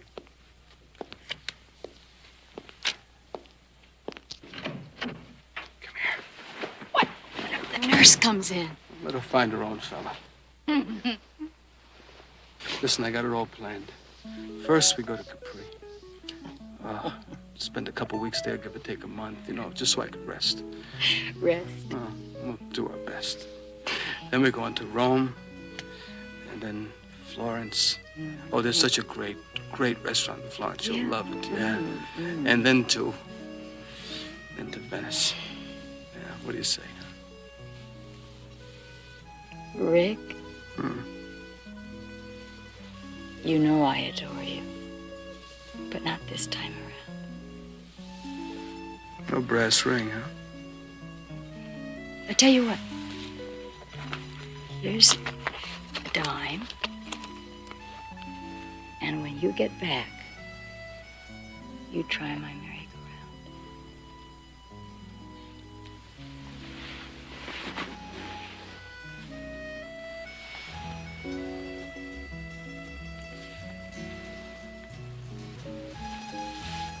Don't lose that dime. No, I won't. Hey, you gonna come visit me tomorrow? You give those stale chocolates to that nurse when you tell her goodbye and you got a deal. Won't change your mind, huh? Capri? Rome? Florence? Venice? You sure make it tough to say no. See you in the morning.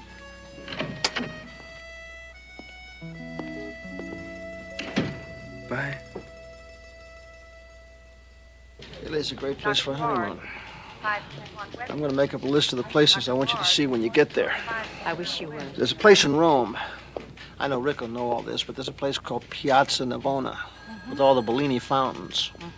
And it's, you sit there just at dark as the sun goes down. I'll have to try to remember that one. There's a place, I want to tell you about a place too in Capri. You guys don't want to pick your own places anyway. Crowley, you nut. Who'd ever go on a honeymoon without you?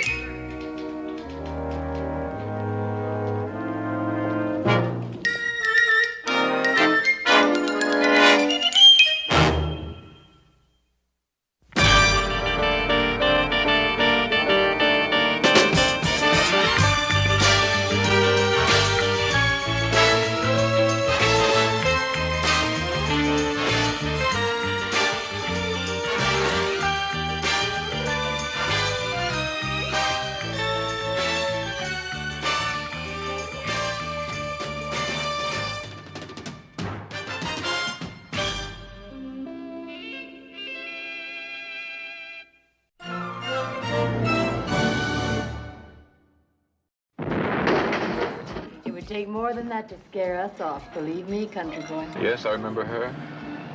Snitch. But you couldn't take me for what I was. So now you've climbed your ladder to the top, Chief. And I'm still scratching for it on the street. Take the rooftops. Move out! And PJ, why don't you clean up your jail before you try to clean up the city? Oh, wait! End of the road. Come on, get up. Now we're really gonna have some fun. Call the police!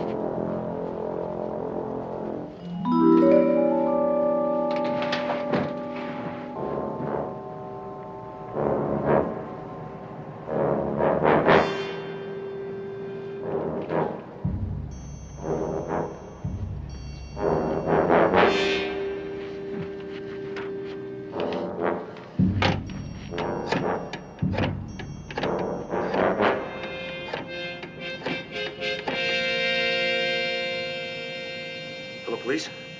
A man's been shot, murdered. At the Savoy Hotel. Yeah, hurry.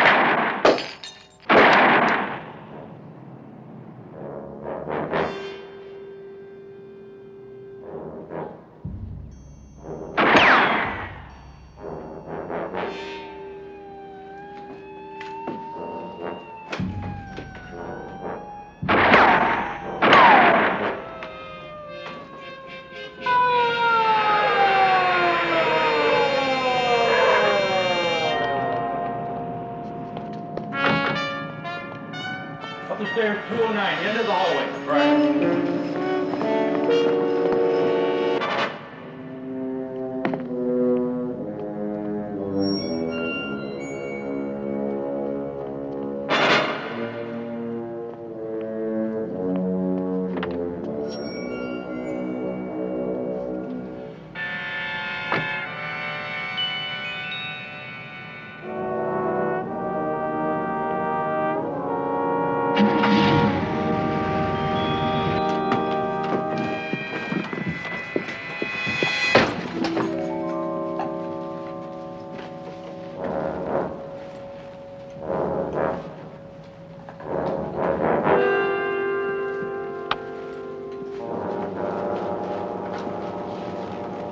Nothing. Gunpowder. A lot of holes in the walls and ceiling. And nobody. Maybe somebody's idea of a joke. Yeah, maybe. What do you say, officer? Well, sir, the detectives are on their way anyway. Possible somebody could have been shot and moved. I'd say we give the room an overhaul just to be safe. We'll do that.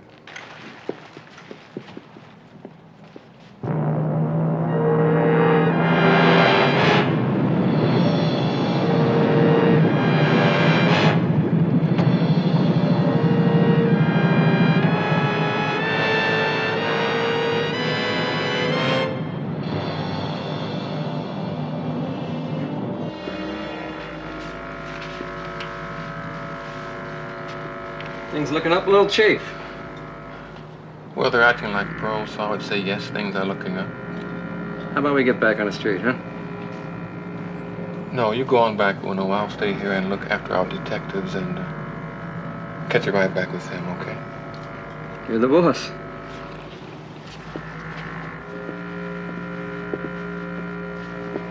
Be on your toes, fellas. The chief's in there waiting to see if you're real detectives or not.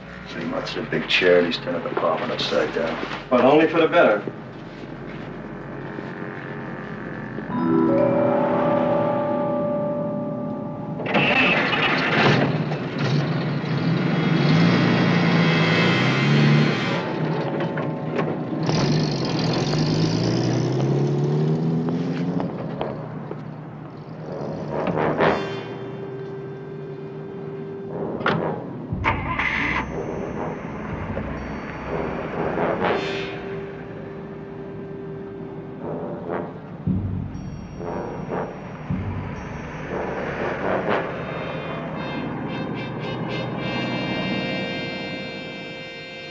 Well, whoever shut the place up went out the window because the door was blocked with the chair.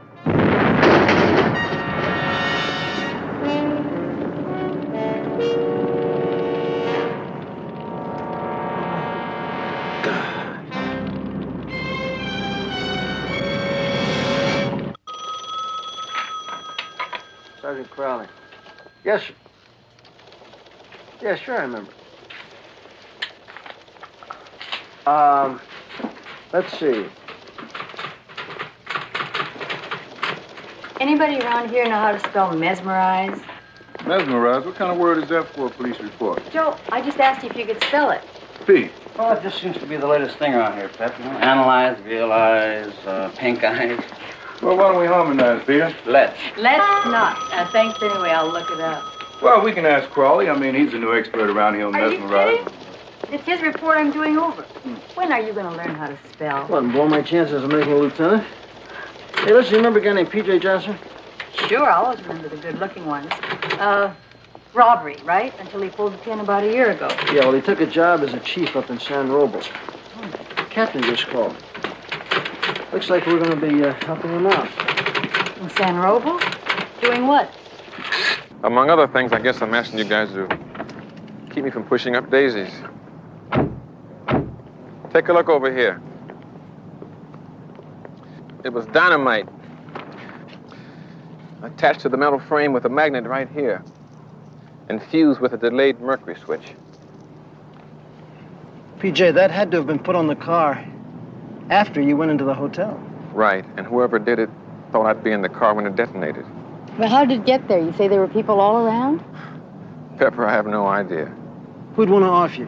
Who knows? You know, a new police chief down around here doesn't make a lot of friends, particularly when the guy preceding him goes out under a cloud. Oh? Went on the city council, they made an investigation, they found nothing, but there was a lot of smoke. I see. So he was fired and you bought yourself a bucket of snakes. Right, and I have been chopping heads off since I've been sworn in. Has that chopping been on the inside or the outside? Inside first. I started with the vice squad. Now, the old-timers either put a uniform on or they took a walk. We got a great new crew. They're young, but they're green. From what I've been reading in the papers, they're not doing too bad. Listen, we're putting the pressure on. This town's never seen so many hustlers and pushers and gamblers go to jail. And that puts the pressure on the pocketbook, huh? That's right. Judy Lawson. I think he's behind the bombing, and I know he controls the rackets in San Robles. My vice people don't have the expertise to get into a guy like him. But listen, we nailed Judy, and I got myself a clean town. Not to mention breathing again. Have you decided how we're going to operate? You guys are the experts. Tell me what you need. Bill? Okay, I see hitting it two ways. One, an out-front investigation on the bombing. The other undercover. Sounds good to me. PJ, one thing, nobody knows who's under, okay? Who'll it be? Or does that include me? A couple of ladies we both know. One of them is Pepper, right? Figures. Who's the other one? You remember the Black Widow, PJ? Yes, I remember her. Snitch. Why her? I thought you wanted me to run the store. She'll do fine. Good.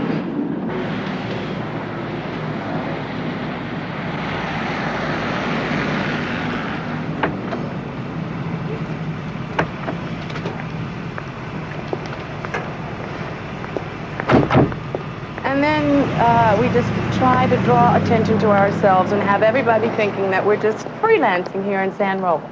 That shouldn't be too hard for you. Oh, she talk. And then we just see where it takes us.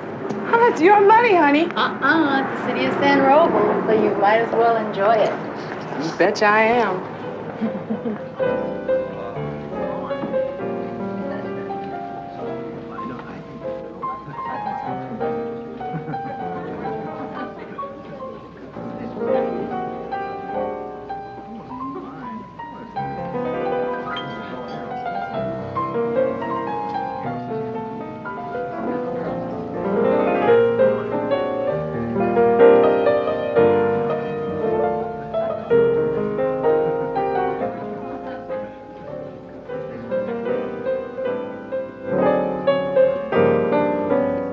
There, you sweet little things. Good evening, ladies. How's about a couple of country boys buying you all a drink, huh? Yeah. Well, you thirsty? Yeah, I'd say that'd be right neighborly, baby. Right, neighbor. Right. Lois?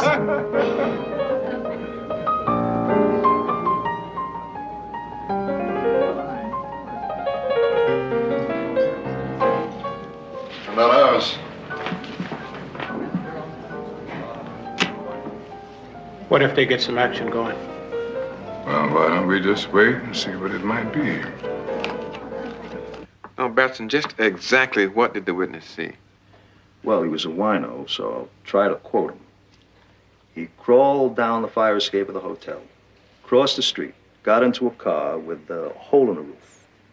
A sunroof, yeah. Did he say what color the car was? Dark. Did he get a license number? Just the first part, 143. Okay. Thank you, Batson. It's a start. Now that was no country boy story. You'd be surprised, but it felt like a big up in the backwoods. Is it catching? You ought to see his rash. Hey, now, Skeeter, old boy, you don't want to go and scare these pretty young things off. It would take more than that to scare us off. Believe me, country boy. Oh, better look at that. Man, oh man, we sure did draw up a repair tonight. Yeah, and expensive, too. I'll bet you that. Hey, a little discretion, huh? Well, let's just say if you can't afford it, don't touch it. That's right, fellas. Well, about the best shape we're in tonight is buy a couple of rounds. But maybe you gals would entertain the idea of seeing us a little credit. If you're looking for credit, go to the bank. What is this, the point after or the credit union? Thanks for the drink, fellas. Nothing personal, but we gotta go to other hunting ground. Oh, we're just having a little fun here. Oh, well, you look us up when the crop comes in. Sugar pie. We'll sure do that, Critter Cake. Ludi. No.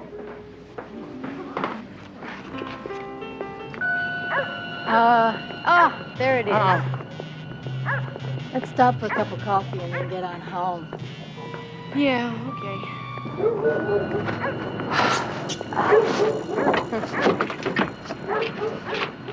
What I need is a good night. Okay, ladies, out of the car. Oh, wait. Come on, get on. Now we're really gonna have some fun, Sugar. Police. I think you might like to take a little ride with me, huh?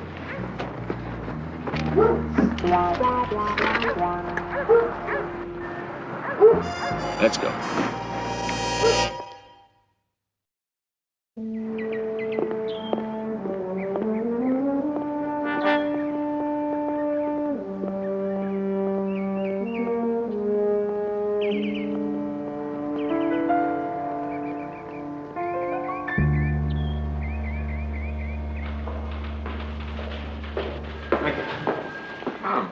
Morning. I'd like to meet Sergeant Bill Crowley. Tom Andes, our city manager. Strandies? Yes, Sergeant Crowley. Say, we appreciate the help you're giving us. I've asked the council to send a letter to your chief. Very good of him to lend the assistance. We're glad to help, sir. Well, I don't have to tell you, we want the filth in this town cleaned up once and for all. And fast. PJ has my full support. So if there's anything I can do, anything. Well, with an attitude like that, how can you fail? Well, Sergeant, nice meeting you. Strandies? Best of luck to both of you. Tom. I don't think you had to be quite that cautious, Bill, because Tom Andes is the guy who influenced the city council to hire me in the first place. Well, we better keep a closed hand anyway. Especially about the girls. We should probably clue our vice squad in. I don't know how to tell you this, but the girls have been my guests since 10 o'clock last night. Our two wayward sisters. Hello. Oh, what is it, girls? We're beginning to like this life of fun and game and crime and evil, huh? You guys had better cool it. I'm okay. I've been here before, but the lady behind me is on fire. Well, everything's all set so we can split. And this is going to give Mother Crawley another attack, you know. Where is our mother? Hi, Pep. What did I tell you? Yeah. Honey, listen, I'm sorry about the arrest. But I don't want you to worry about it. PJ and I... think nothing of it. Listen, a girl's got to spend the night somewhere. And PJ, why don't you clean up your jail before you try to clean up the city? You know how much I hate to go to jail. And incidentally, why don't you have your vice squad brush up on what makes a prostitution arrest and what doesn't? I read the reports. Illegal arrest. Yes. Right. Listen, honey, look at the bright side. And think how happy you made a couple of vice cops. You know I hate to go to jail. I know you do, kid. Yeah. Pepper, it's like Bill said. I'm sorry. The next time be all cleaned up. Pass. No next time. Not for me, not for Linda. Where is Linda? Oh, she's just finishing up, scraping off the grime. You may go in. She's decent. Pep, listen, I got something I want you to work on tonight, kid. I'm working on nothing until that chief gets his vice squad their homework. I am still itching from all the bugs, all over.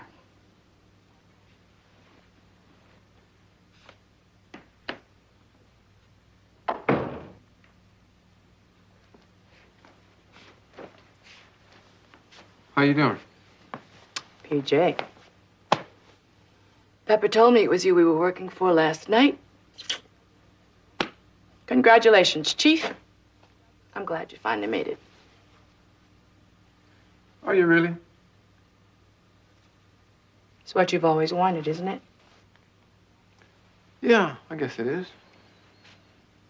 Linda, I really appreciate what you're doing. I want you to know that. Yeah, PJ. Well, I don't appreciate.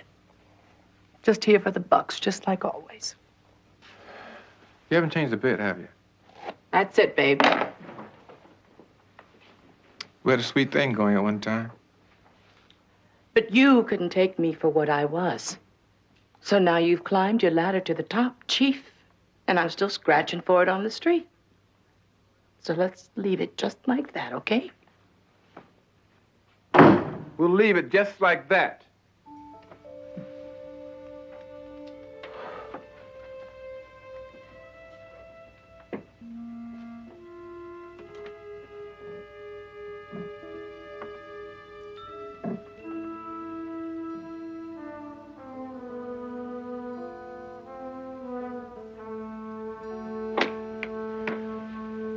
Let's go, Bill. Hey, Pep, I will send my vice guard to the other side of town, okay? Fine. Thanks for the drink. Don't be so crabby.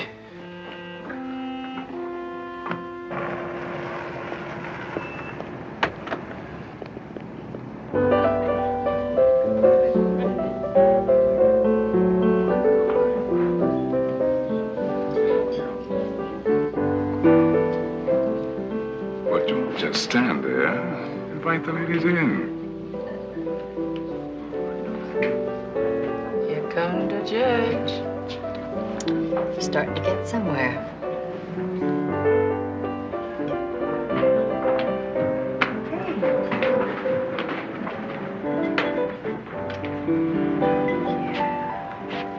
Well, it is.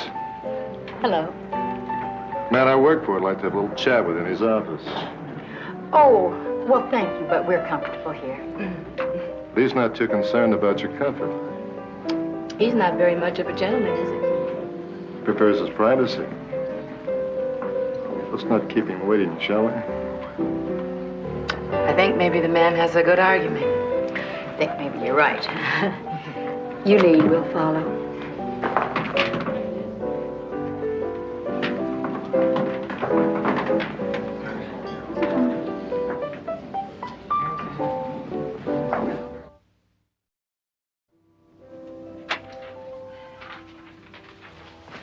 Do you always send apes with iron to run your errands?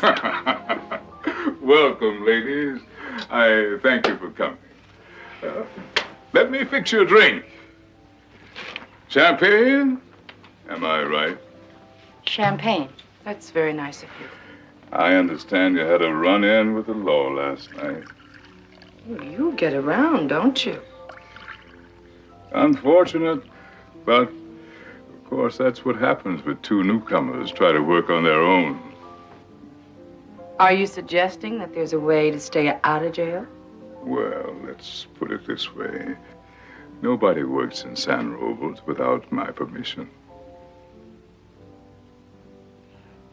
Protection is one of the fringe benefits. Protection is one of the fringe benefits. Well, that certainly could be attractive. It's the only game in town. You work for me, or you don't work. That's simple enough. Well, when do we start, boss? Tonight. Larry will take you. Help the customers spend their money. Then just move right ahead with the first thing that looks good to you. Mr. I don't even know your name. You make it sound so easy. Just call me Hootie. It is easy, as long as you don't get greedy. Hootie. Boss.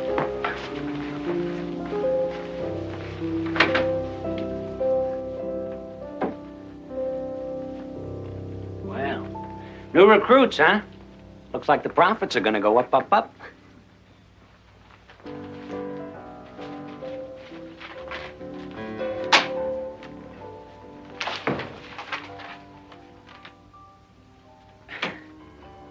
That's kind of thin, Hootie. That's the way it is. My take goes down, your percentage goes down also. It's that new chief and his vice squad. They're making it thin.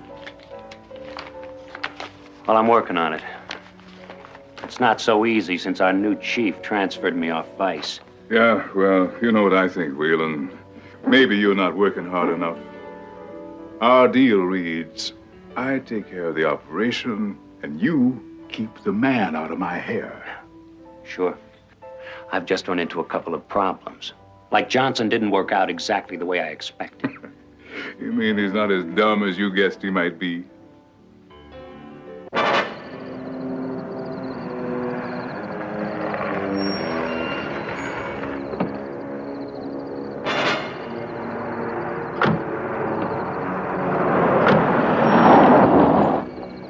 Well, you stupid.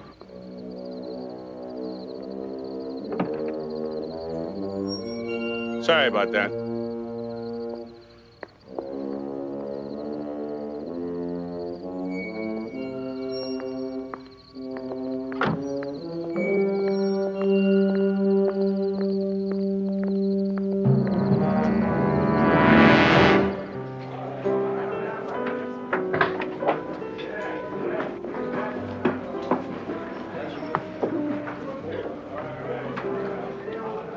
Lydia's all you have to do is mingle with the crowd and look pretty.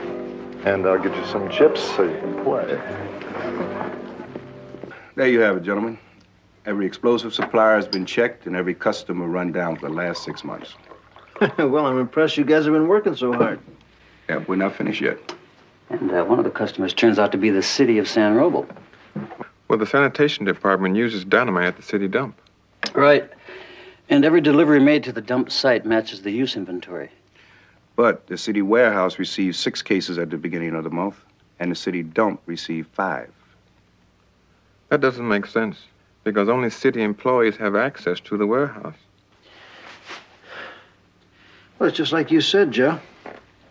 You guys aren't done yet. Right. All I need is a list from PJ. Everybody who has access to the warehouse. And we'll start running it down in the morning. Why don't you start running it down tonight? Bill, whatever happened to a good night's sleep? May I tell you guys something? Do you know that Harry S. Truman got by on 5 hours sleep a night? 5 hours? Yeah, Bill. But he was president, not a cop.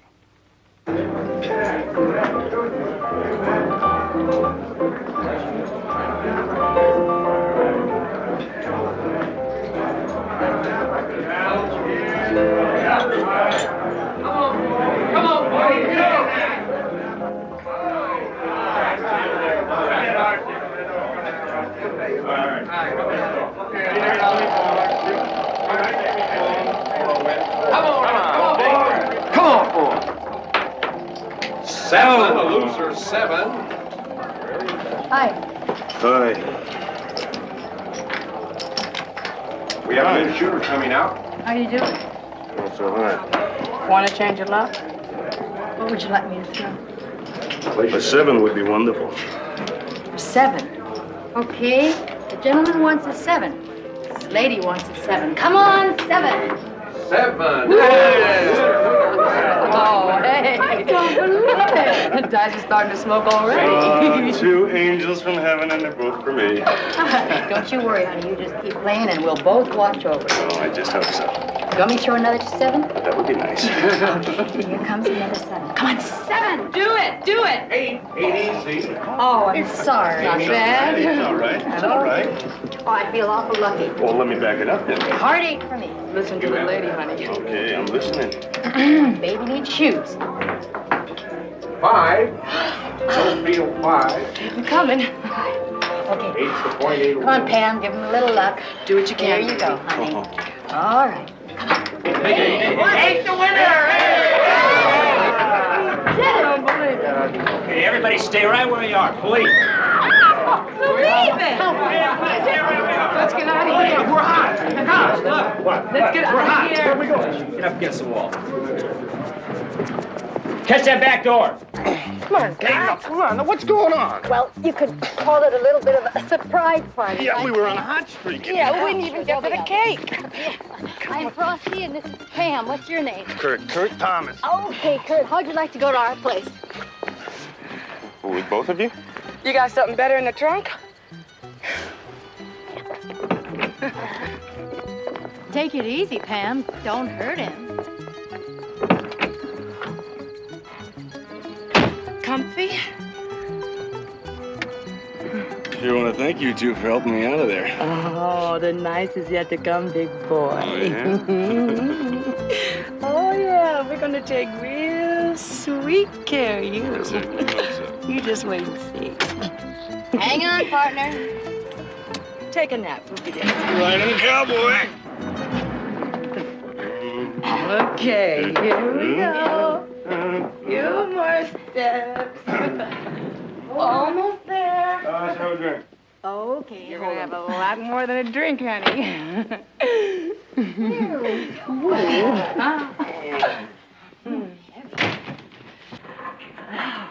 Isn't this pretty? Yes.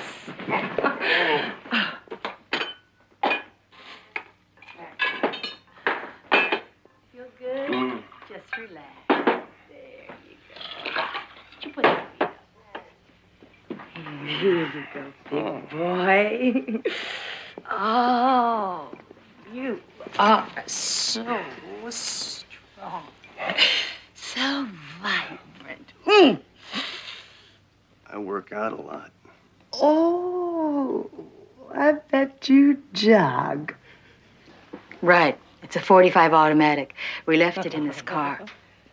You check it out, and we'll see what we can get from him here. Gotcha.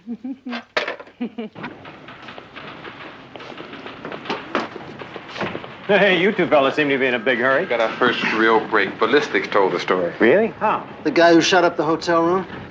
We got the gun. We'll have the gun in an hour. Terrific. That's really terrific.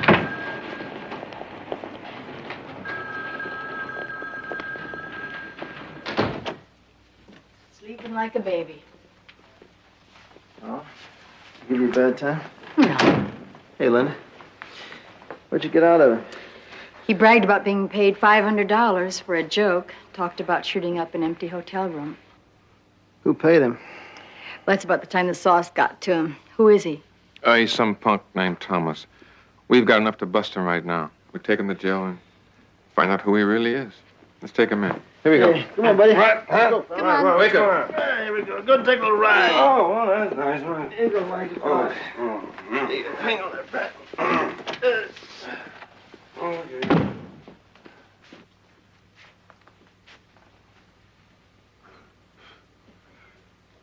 Linda, this is the best break I've had, and for whatever it's worth, I want to thank you.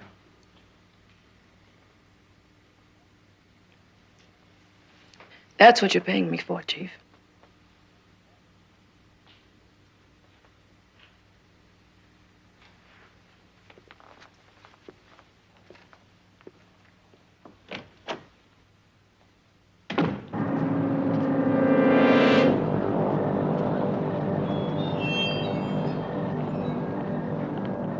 Watch it.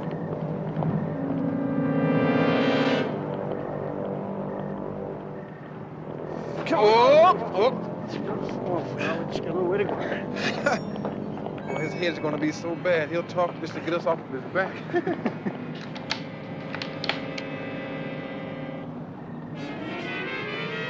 I wouldn't want to have his head in the way.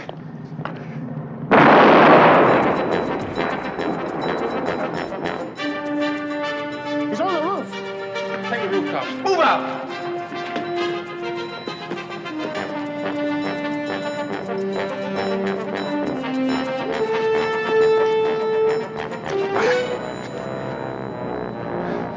dead.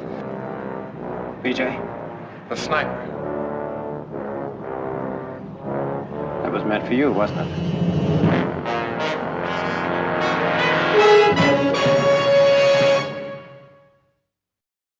So, the only guy who comes up suspect on the warehouse list is Sergeant Austin Whalen. Whalen? Why do you suspect Whalen? 2 reasons. One, he has access to the dynamite at the warehouse. And the other, he used to be a demolitions expert. You know, Whalen was one of the first guys I took out of Vice. But he's got no clout. Maybe that's where you made an enemy, PJ. A man with influence could use him. Who's the only person who knew we were bringing in Kurt Thomas? I told Andes. That's right. Tom Andes. Come on, man. It was a miss. I mean, the sniper was trying to take me out. But was he trying to take you out? Or was it just convenient for you to think that? It's possible that Kurt Thomas was the target all along, trying to keep him from talking. That's right. Tom Andes has been very good to me. It's a possibility we can't overlook. It's also speculation, Bill. You have no proof. If it's there to prove, maybe Linda and I could push it through Lawson. Okay, I said up front, we'll do it your way. It's your show, okay? Fine. Where's Linda? She'll be right back. She just drove home for a while. Oh, yeah? She's got a benefit program going for herself back in the big city, right? What's that supposed to mean? What it means is, what's she doing? She's out hustling on the side, right? No, PJ, that isn't what it means. What it means is none of your damn business. Pete, Joe? Yes, I think I'm gonna get something to eat. I gotta hand it to you, PJ. You still know how to put your foot in your mouth. You really do.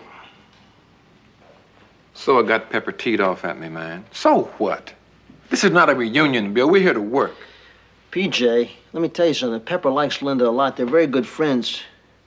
Now, I don't know what went on between you and Linda a few years back. I couldn't care less. You want to know what it was, man? I couldn't care No, less. I will tell you, Bill. I asked her to marry me. Me, a cop, man. Wanting to marry a paid informant, a street lady, who knew more about the streets than any cop could ever know. Because I loved her. That's simple. But she said no way. She couldn't give it up then. Not for me, not for anybody. Is that what she said, or is that the way you think it was? No, that is the way it was. She never told you about her kid. What kid? She has a little daughter, about 6 years old now. Who's the father? Some creep. But he's out of their lives now. Illegitimate. Yeah. Illegitimate. It happens from time to time, pal. Maybe that's why Linda never told you about it. Maybe she knew you well enough to know you wouldn't understand that. That your brain is so thick.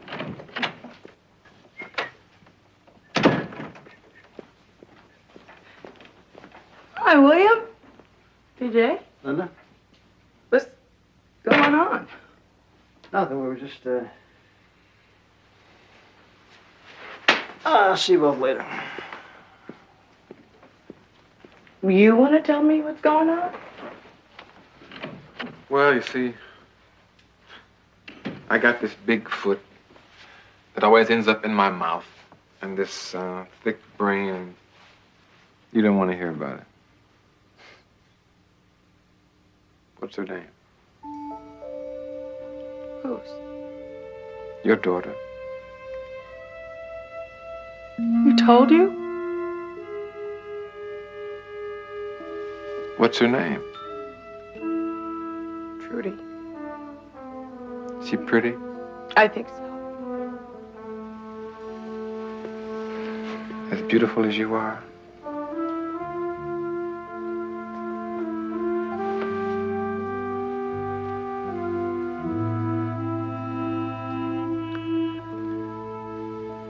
What do you think? Can I meet her someday?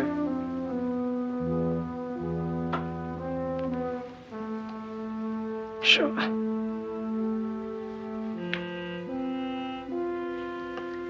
Well, let's just say it was an unfortunate mistake, and it won't happen again. And what does again mean? Means you're still on the payroll. We have a new spot opening tonight. 1202 Ranch Road. Be there, 6:30. 6:30, Judy.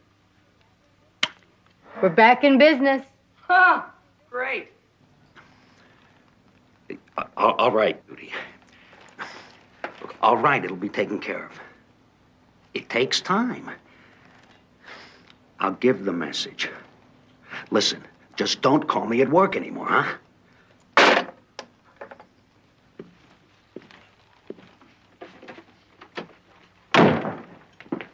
Lawson's hot about the raid on the casino last night.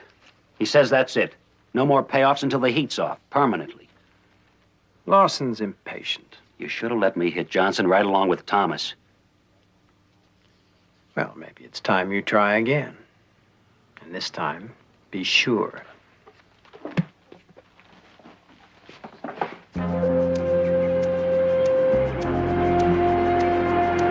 Here they come.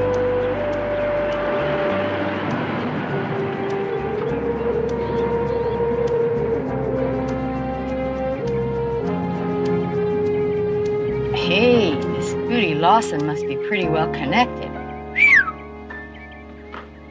Hey, come on, snap out of it. I was a million miles away. I just know PJ's gonna love Trudy. Well, he'd better. I'm so happy I could explode. There's a whole new kind of understanding, you know? I mean, it's gonna be different this time, Ever, you know? Sure. Lots of luck. Come on, get your things. Let's get on the job. I'm sure I'm glad you're my friend.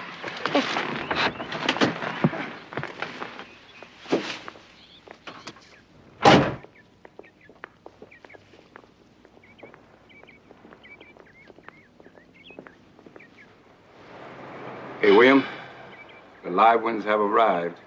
That's a Roger. Okay. It's all yours. Mr. Andes, please. Yeah? Yo, Tom, could you please meet us in the roll call room? I have something I think will be of interest to you.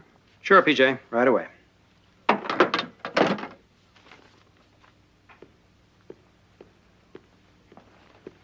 Teams 1 and 2 will come through here.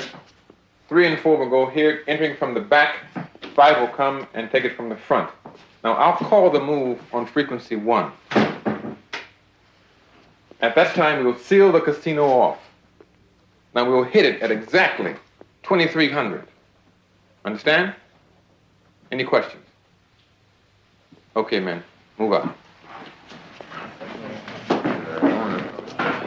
Looks like you guys are putting a small army together. Thought you might be interested with taking one of Lawson's casinos. Good. That's very good. Well, you hear the best part. Our little investigation is coming along very well. We've got 2 policewomen into Lawson himself. Now, they've located the records, and this raid sort of puts the whole thing into movement. We build probable cause behind the raid, serve a search warrant, get the records. Of course, that nails down Lawson for good, but exposes every payoff he's ever made. PJ, that's great. I knew you could do it. We thought maybe you'd like to come along with us. Oh, no, not me. I'll leave the police work to the experts. I'd just be in the way. We'd sure like to have you, Mr. Andes. No, that's all right. You guys run along. Good luck to both of you. Thank you. Thank you, sir.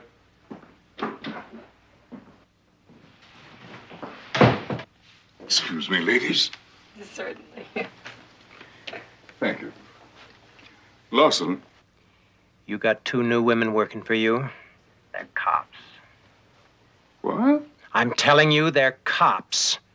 Look, there's a raid planned for 11 o'clock. And then they're going after your records. My records? How? Listen to me. There's only 4 people who know about those records besides us. The 2 women, the chief, and this Sergeant Crowley. Now, I'll take care of Johnson and Crowley. You deal with the women. Dick. Bubba, get the car. We're going to the club. Larry, take him. Here it comes.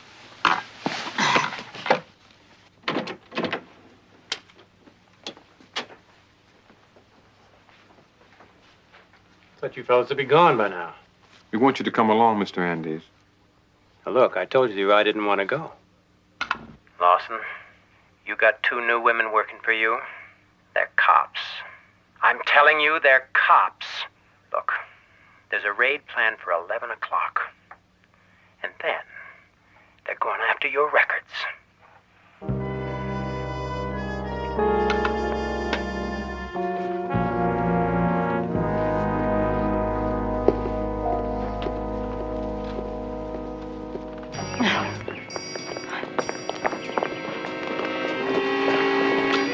Rudy, Mr. Lawson, you got us all wrong. Oh, no, I've just got you all right. Just a little bit earlier than your plan.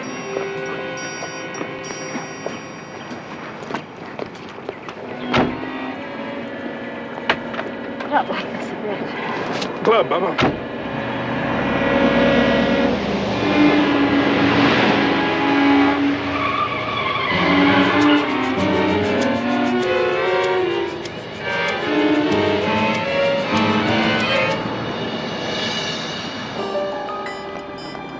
Where are you taking me? See your empire go flush down the drain. Why don't you just leave me here? You've got the recording, but... Get in, Andes. Get in the car. Nope. Where you going, huh? Where you going? Just relax. I better have the keys, PJ. All right. You just relax, Andes. Where you going, Andes, huh? No, don't! No what? It's a bomb! It's a bomb! It's fired to the car! Is that a fact? No!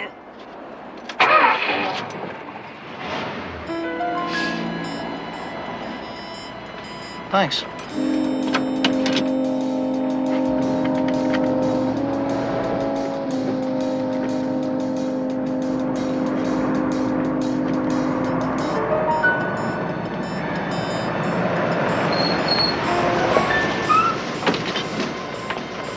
Chief.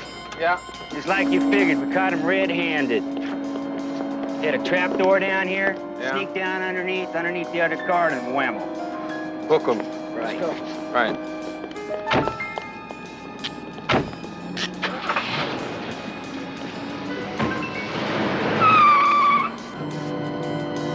Roger, 13A20, go ahead.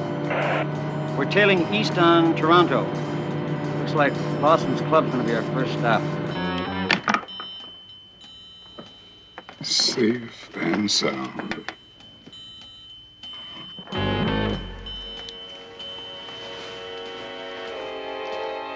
Gotta find another place to put these. Then we can say ciao to these pretty police ladies. You know, it's a crying shame. You're both such classy women. But you gotta get back to normal. Hold it, police! Hold it! Don't touch it. Cuff him.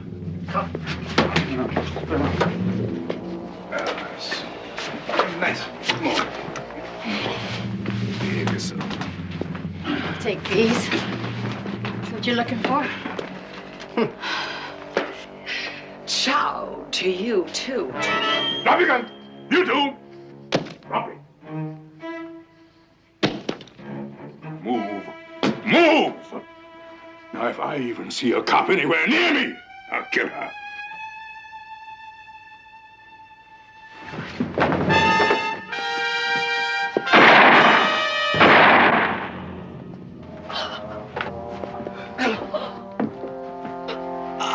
PJ? Baba! Oh. He's bought it.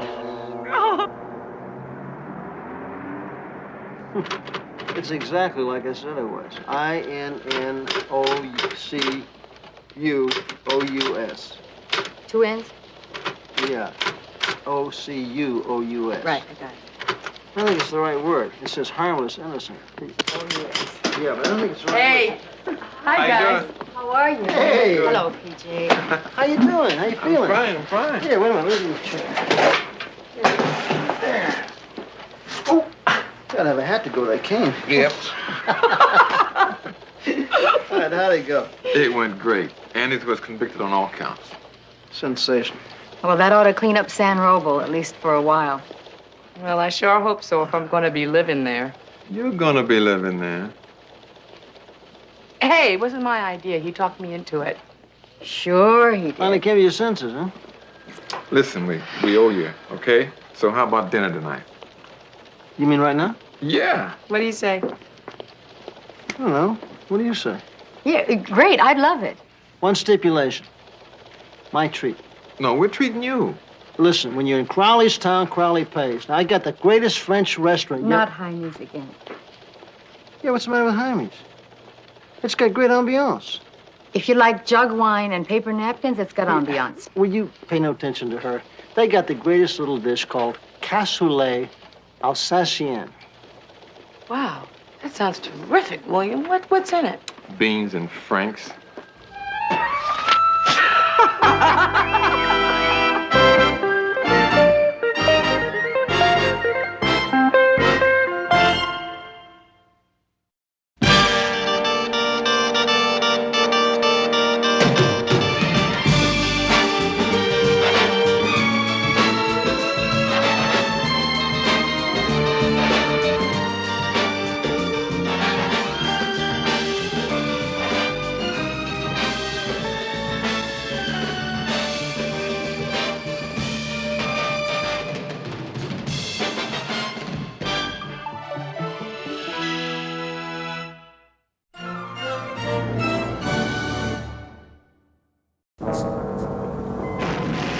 I have seen more people killed before I was 10 years old than you will see in your whole life.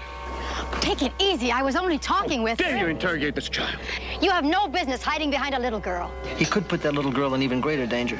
That poor little thing. Stop her! Bernie, please.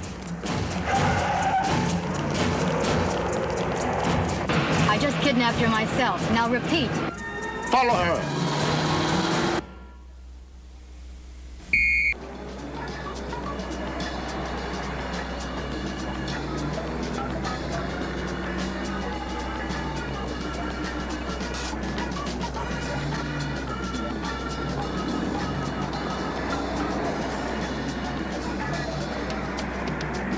Chung Il Tay and Young Lei Nu bow and scrape to Mr. Tu.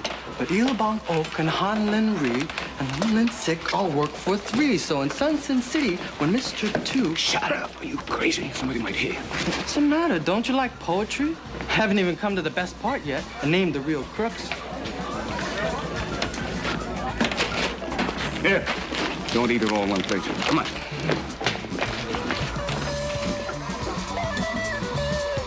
Lee, how many times have I warned you? This neighborhood is beginning to stink with spies. Well, that big man. But they're not spies at heart, Bernie. They're just scared. Anyway, if times were normal, I would write down my poems, but you can't walk around with names like that in your pockets. I don't want to hear anything about it. I don't want to know anything about it. Nothing. Do you hear? Look, Lee, it's not that I don't care about what happens here. Look, but I'm no publisher. There's nothing I can do about it. You have responsibilities. I know that, Bernie. But this I will tell you. This time I will sell my story to the big city paper, the wire services.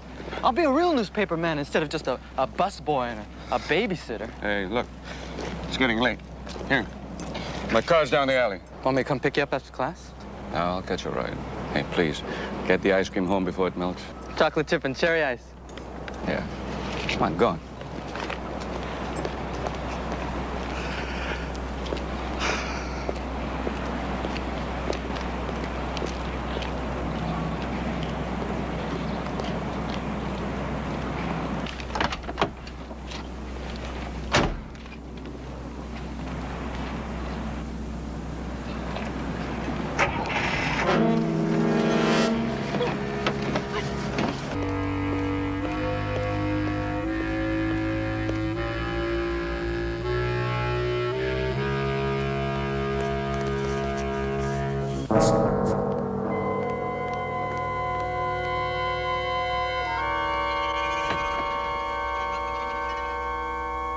Lee!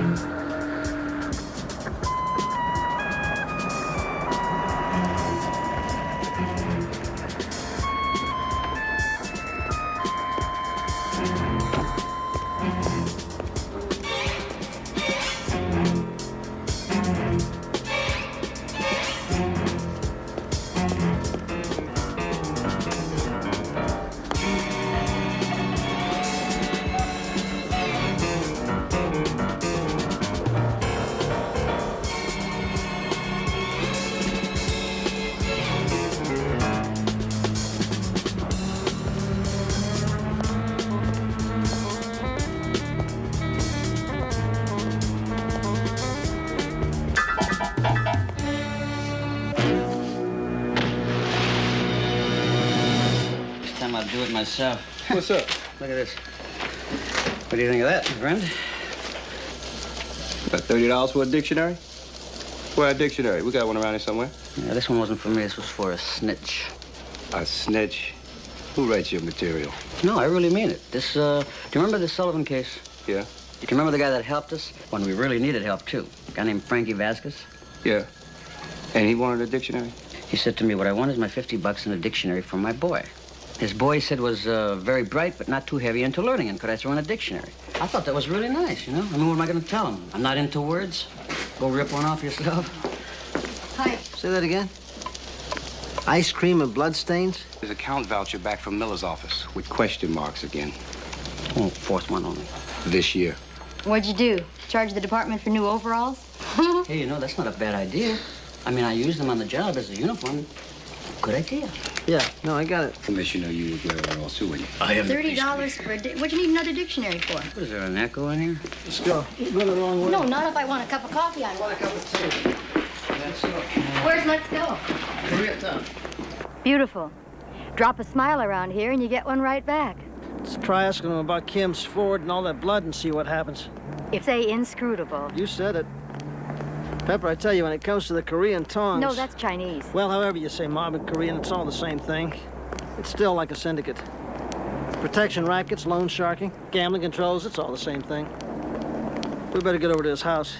Okay.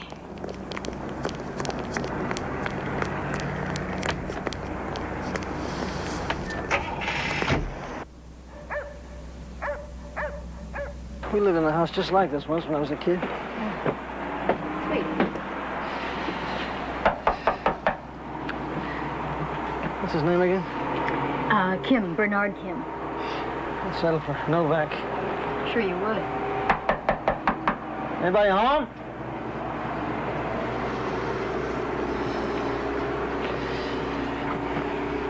Why don't you wait here in case he shows? I'm gonna check with the neighbors.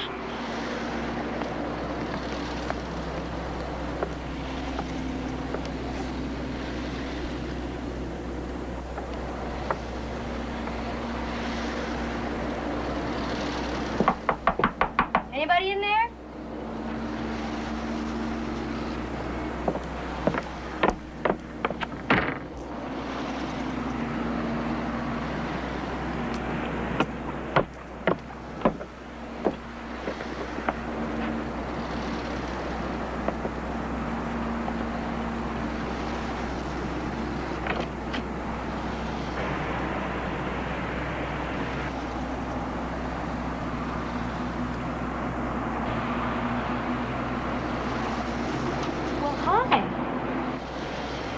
Are you home all alone? Well, honey, it's all right. You don't have to be scared. I'll bet you have a real pretty smile. You gonna let me see one? What's the matter? Was it when I said I was with the police? Haven't you ever seen a police lady before? That's what I am. You want to see my badge? Look at that. Isn't that pretty? So beautiful. So shiny. Do you understand what I'm saying? I didn't come to hurt you. My name is Pepper. What's yours? Tiki, 집에 들어가. 하라는 대로 해. I'm sorry. What for? She didn't bite me. This is Mr. Kim, Bernard Kim. This is Sergeant Anderson. Oh, how do you do? How do you do? Her name is Tiki. She hasn't been in this country for a long while, so she doesn't understand many things. She's my niece. She speaks no English at all. Both her parents are dead. But she is a good little girl. Yeah, Pepper. Mr. Kim here is an accountant. He says that his car was stolen yesterday. Well, it might have been borrowed. You see, I often leave my keys out on the desk, and I have many younger friends who are not fortunate enough to have a car. Oh, like who? What are their names? Sergeant, why don't you just tell me what happened and where the car was found? You talk like a lawyer, Mr. Kim. Because I'm going to be one. I go to school nights, and that's where I was last night. It was found this morning down by the waterfront. The upholstery was slashed, and on the back seat there were stains of spilled ice cream and blood. Blood? Now, who borrowed your car? I don't know anything about any blood. I don't know who might have taken my car down to the waterfront. How can I tell you things I don't know? You're the police. It's your job to tell me what happened. Ho Sung Lee. One of the divers found this in the drink next to the body. No money, just names and addresses written in Korean. Yeah. Right, Ken. Okay, sure.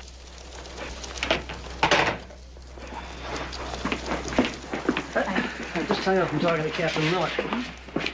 He says we better keep in touch on this one. Even closer than usual. Why is that, Bill? I don't know, it's something to do with all the politics. You know, the Korean stuff. Some of them who come over here from the old country don't think like we do.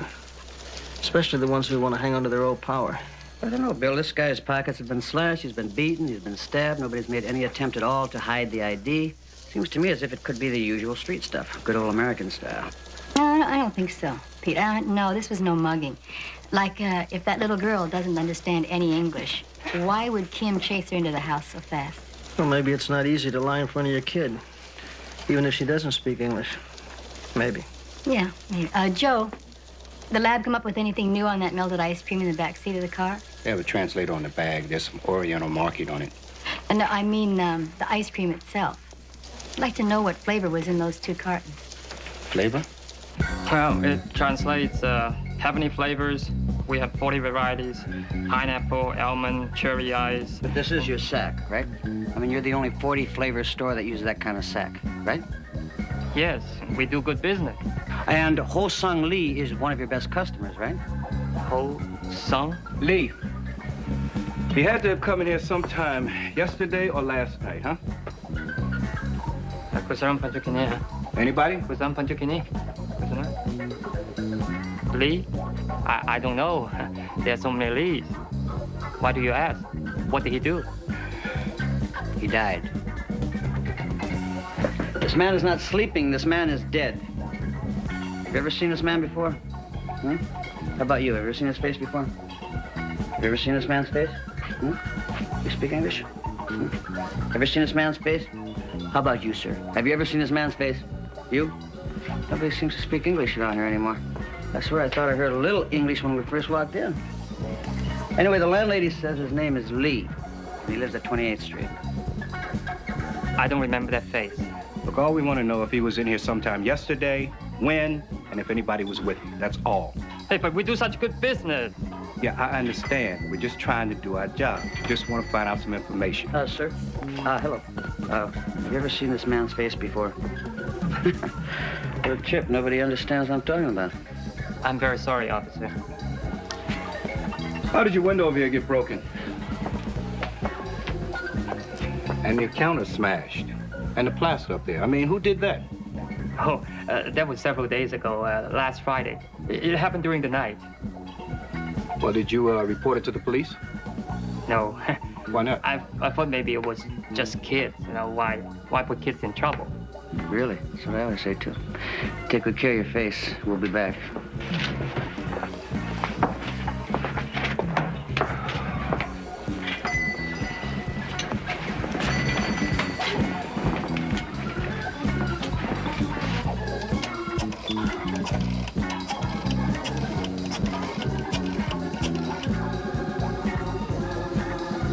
Give me Mr. One. No wonder the record shows so little crime around here. Somebody runs a real strong production racket. Yeah, you see that too, huh? It does create clams, I'll tell you, when they're scared, man. Makes clams of us all. Yep. That's the nature of the job, little buddy. But when they don't speak English, it's a double clam. It's called survival. Did you see that guy's face? Yeah, that was pretty bad.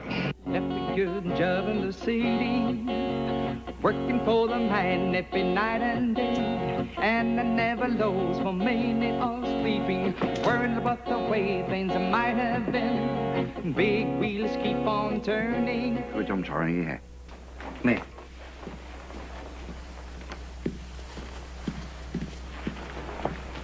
I'm sorry, Sergeant Crowley. The cook's helper I remembered as being close to this young man is no longer with us. Went back to Korea and nobody bothered to tell me. Homesick, I suppose. You mean there's nobody here at all who can tell me anything about Lee? You're welcome to talk to the rest of the staff when they come on duty. But Lee Ho-sung was only a part-time busboy, you understand. He worked relief once or twice a week, that's all. Mr. Wan, was he here last night? Not since Tuesday. Anyway, he kept pretty much to himself. Lee considered himself better than the others, I think. He had dreams of becoming a newspaper man. As a matter of fact, his landlady started to say something about that to my partner, Sergeant Anderson. Then when she identified this photograph for us, suddenly her memory got very hazy. Wouldn't you be frightened if you learned that one of your tenants had been killed? It's not easy to keep the trust of immigrants any more than it is to be one. Now I have things to do. By the way, you wouldn't happen to know another man, would you? A friend of Lee's, an older guy. His name is Bernard Kim. Bernie, of course. He works on my taxes now and then. But I doubt if his being friends with Lee means anything. Bernie Kim has helped a lot of our young men get started here. He's on all sorts of committees and charities, besides his own work. And now night school, too. He has a great future, Bernie does. Ciao. Ciao.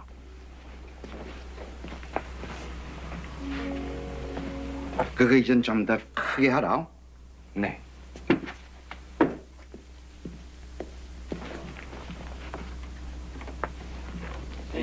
Just a good job in the city, working for the man every night and day, and I never lost for meaning or sleeping.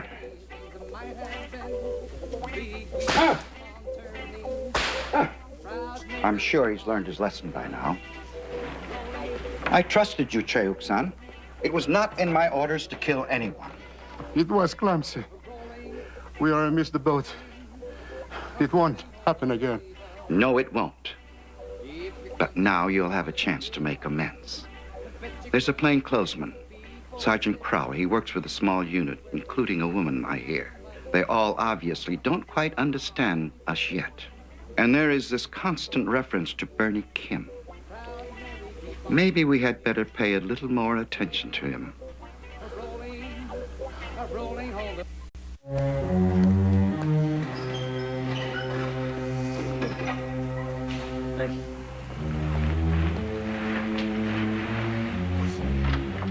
Sidishi, Hong Sung Lee.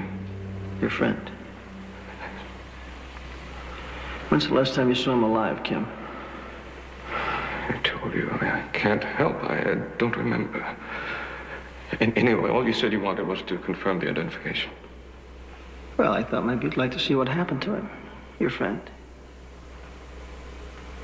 See, it was the knife wound right down here that actually killed him. Yes. Took one hell of a beating before he was killed. You know who might do that to him? Is there anybody that he was afraid of? He never mentioned anyone in particular that I remember. See, part of the problem is that there are no identifying marks. You see, I mean, there's no fingerprints on all these bruises on his face here. You see the bruises on his face. Sergeant, I have seen more people killed before I was 10 years old than you will see in your whole life. Not to mention the ones that were shot and hung and tortured since then. But then you've never lived under a virtual dictatorship, have you? Are you trying to say to me that this means nothing to you? Your friend murdered, that doesn't mean anything? Take your time, Kim. We've got plenty of time.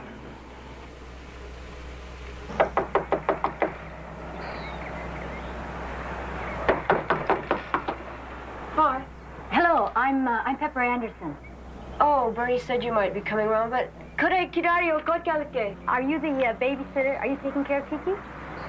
Pitch hitting, that's all. I'm supposed to be writing this poli-sci paper, but Bernie had to go someplace. I brought Tiki a present.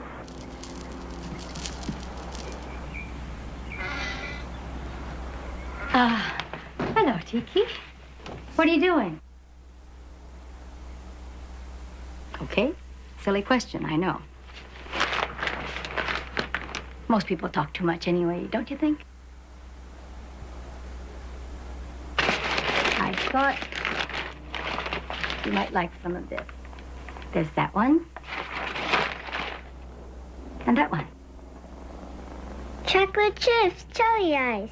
I thought so. Why don't you let me take her off your hands for a while? Get some of your homework done.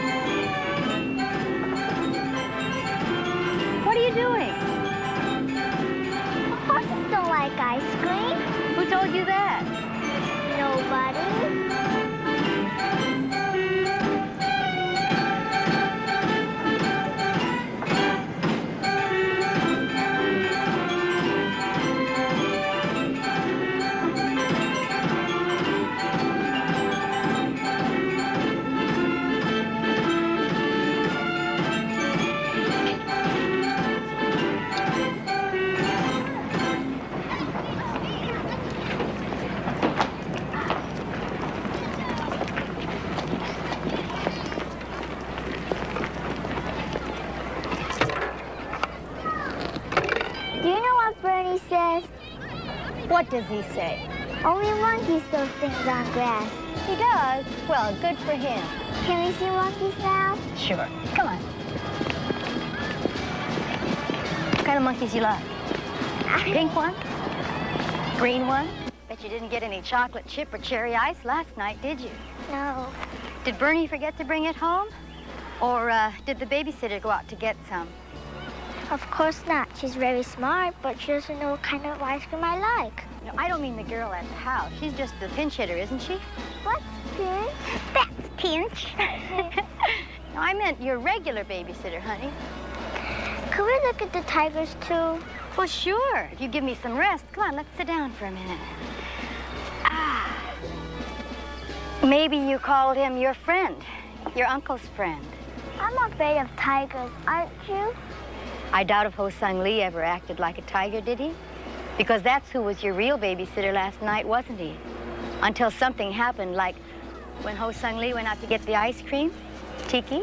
Stop it! Get away from her! Take it easy. I was only talking with her. Dare you interrogate this child? I was not hurting her, and you shouldn't have her lie for you. Not. She knows nothing. Be careful. Mr. Kim, you've already lied enough for yourself. Well, you have no right interrogating this child. You have no court order, no warrant. You have no business hiding behind a little girl.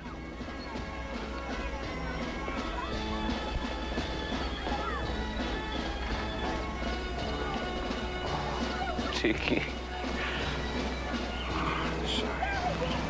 Tiki.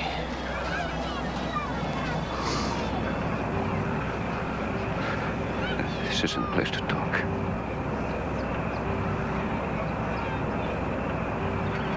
Tiki, I'll take you home. Can Pepper come with us? We'll take you home, and the sergeant and I will complete our discussion. How's that? Okay?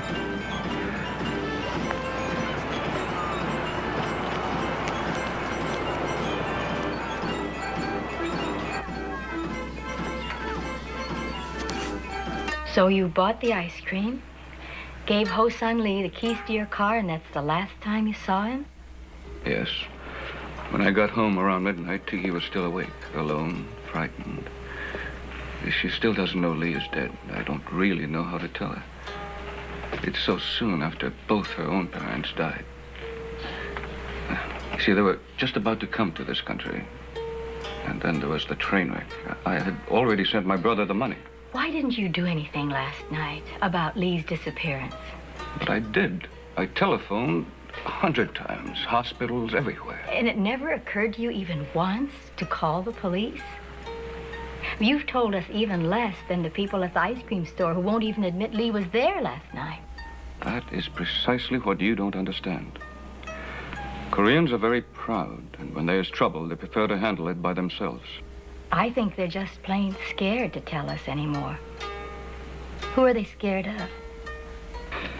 Very well, Sergeant Anderson, since you prefer to think that I'm a coward and a liar. Bernie, I am just trying to help. I'm only trying to help. I know quite a little bit about you just from the way Tiki talks. I'm all that she has left. I've come to love her very, very much. It's as if we've always been together. You know what I mean? Yes, I do. You're very highly respected by the establishment in this town, aren't you? I bet it's not so different from the other immigrant sections of other cities. Other times when a man could so easily lose his job or even his life if he cooperated with anybody but his own people. That is different. We are not like that. In the Orient... Bernie, aren't you even going to help me guess who might have killed that young man? Your good friend, Tiki's friend. Unless she's all wrong about you. Unless you never actually did laugh at lions like she said you can do.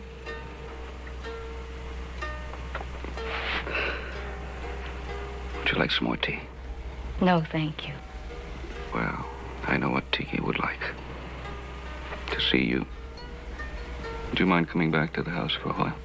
I'd like that very much.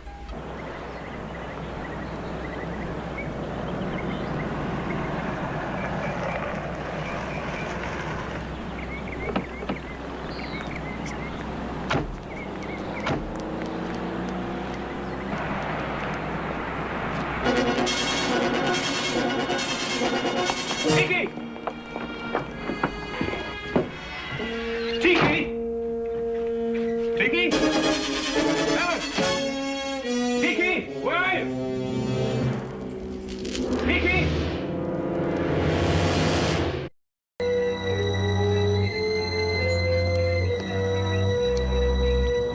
Okay, we'll be standing by. Yeah, I'll be standing by this location. Out.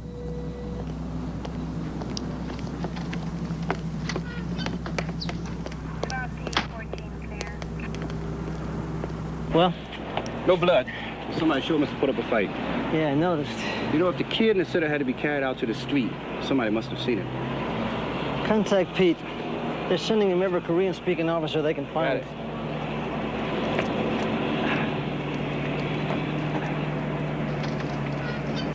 No, she was wearing a red dress before. But that's the one that she spilled ice cream on in the park. Show him, Lois. How we doing? Now, Helen must have changed her after we left. One of her favorites was blue with a white pinafore. You still haven't found that one? Well, that might be the one, Bill. Blue with a white pinafore?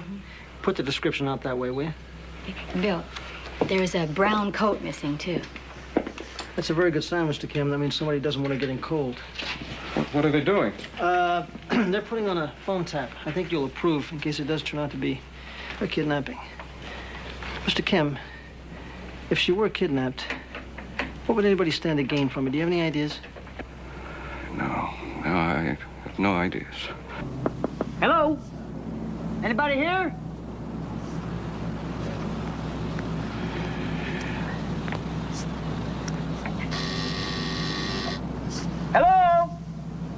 Anybody home? What a trip.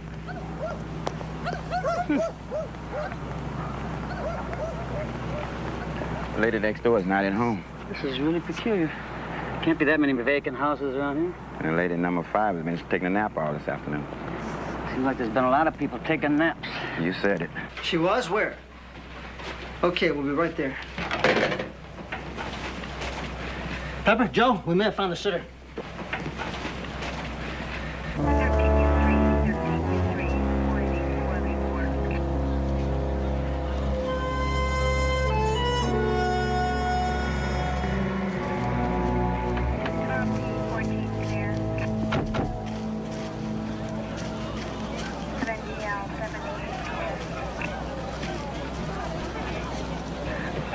It's her, all right. Helen, what happened? Nugalgritsa. We had to give her a shot. She's in a lot of pain. Hey, Bill. Yeah, you better move around.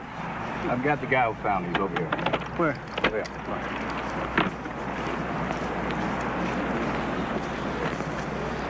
Sergeant Crowley. Sergeant Harrison. Hello. You tell me you're the one that found her, is that correct?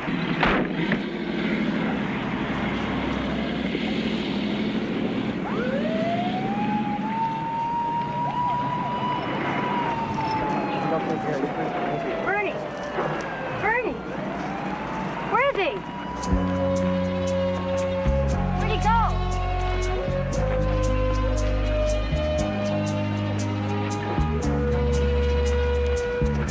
I'll find him. Have Pete drive you to the hospital.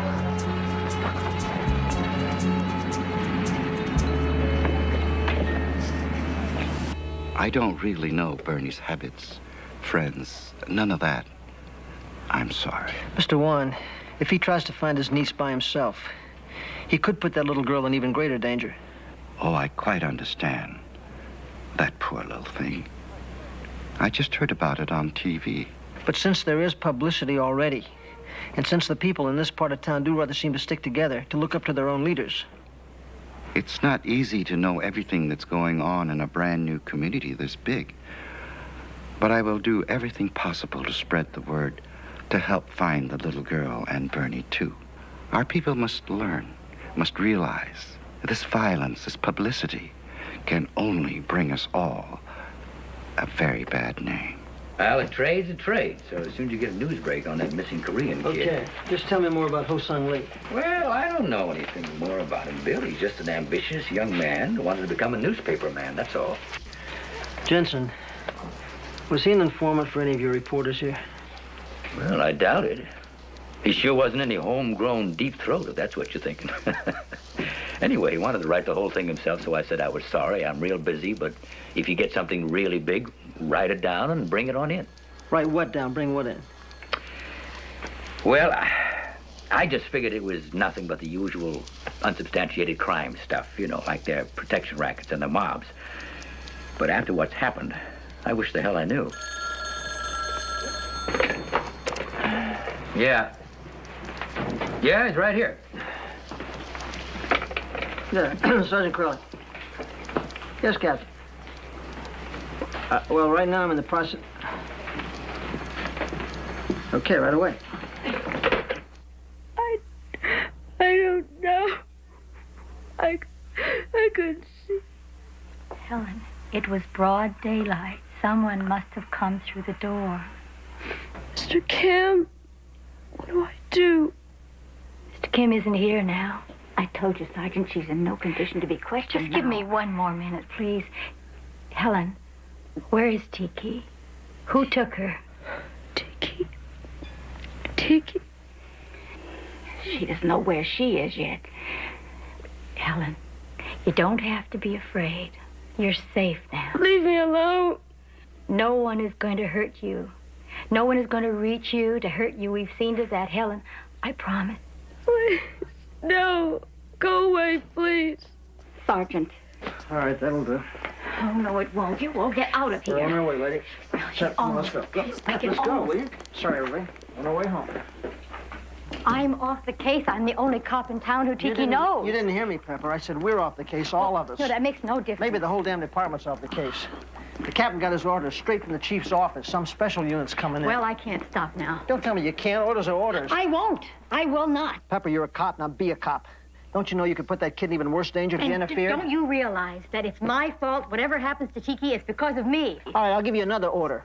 Don't go back to the office. Go home. Just take the rest of the day off. Do you hear me? Now I don't want to go home. Pepper, go home.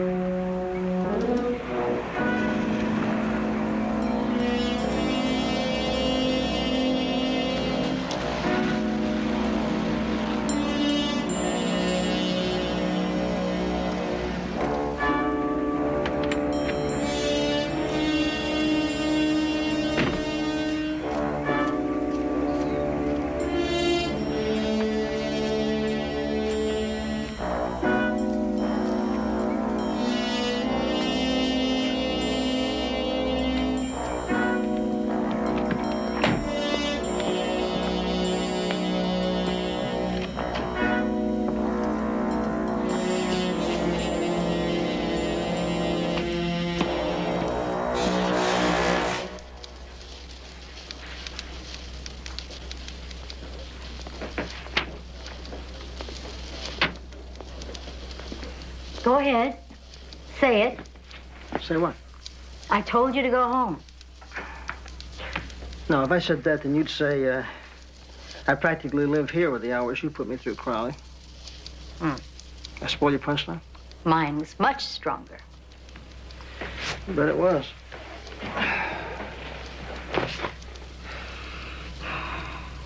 She's gonna be all right, Pepper.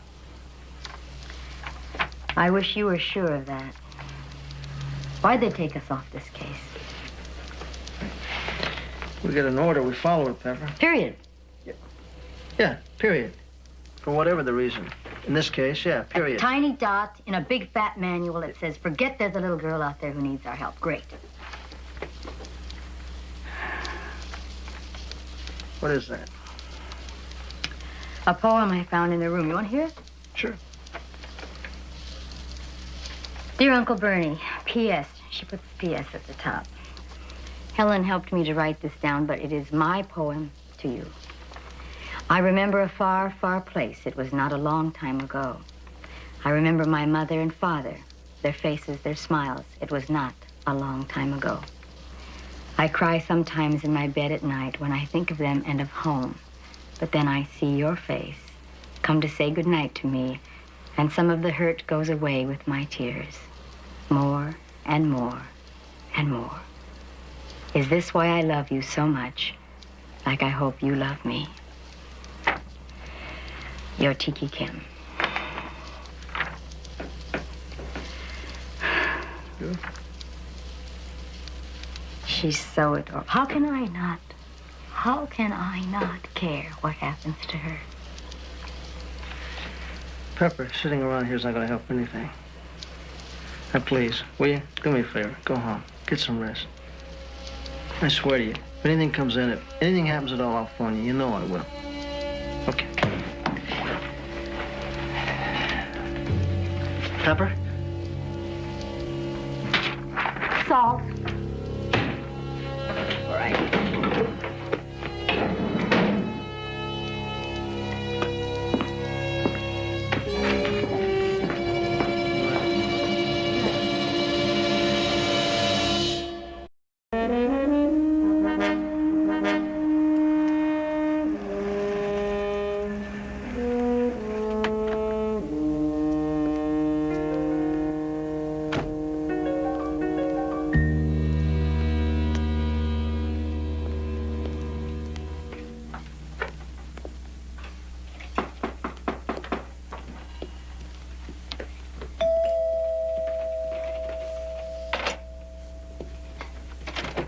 Come in.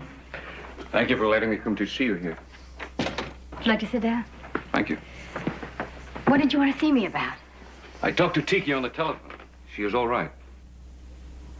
Where is she? With friends. She's very happy. Who? What friends? Well, some Koreans found her walking along the street, quite unharmed. Apparently, whoever took her had second thoughts about it and let her go. No, wait a minute. Hold on. I mean, who are these friends? Why isn't she with you? They have children of Tiki's age. The man is quite important. He's on his way through from Washington. And they're staying overnight with one of our most prominent bankers, Hunlin Rhee. Don't worry. She is safe. Is that why you wanted to see me? You'll see it on all the papers soon. In the meanwhile, if you want to contact me again, I'll be staying with a friend who owns a candy store on South 26th. Now, wait a minute. Now, where is this banker? I would like to see Tiki. You can't go there. It'll get us all in trouble. Why? It's just out of our hands. The man from Washington has immunity. So? I'm sending Tiki back to Korea. Her mother's father is still living. He has a little farm near Busan. Back to Korea? I've often thought it was wrong to bring up such a little girl in a strange new country by myself. I see. So, she is in the custody of a diplomat. An official who can't be touched, is that right? Yes. And she couldn't be stopped from leaving the United States even with a court order, is that right? I've given my approval. Uh-huh. Now I see what happened today. It was a kidnapping, and you ran from us and you got in touch with somebody. You knew exactly who to contact. You made your deal, met their demands, and you sold out your little girl. It is not like that. No? She will be better off in Korea. Sure. And what did you get for it? Is she being held hostage because you know who killed your friend? But I don't know who killed Ho Sung Lee. You have an idea. You know what he was working on. You know who might have ordered him killed. Do you think I want to see her dead like he is? She won't be. Not if you tell us what you know. I'm not doing this for me. I'm doing this for her. I have no choice. I won't take a chance on her life.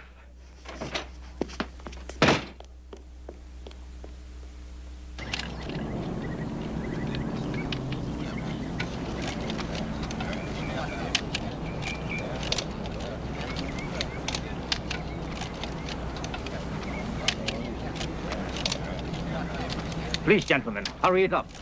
The poor child is still tired. We simply wanted everyone to know that she is perfectly all right. Does this mean that kidnapped story yesterday was just a false alarm? Oh, no. Hoodlums certainly attempted something. But that's for the proper officials to describe. I'm sure they don't want it discussed in front of the child. Mr. Rhee is quite right, gentlemen. Please just get your pictures and go. Korean government representatives have been very cooperative with the federal authorities.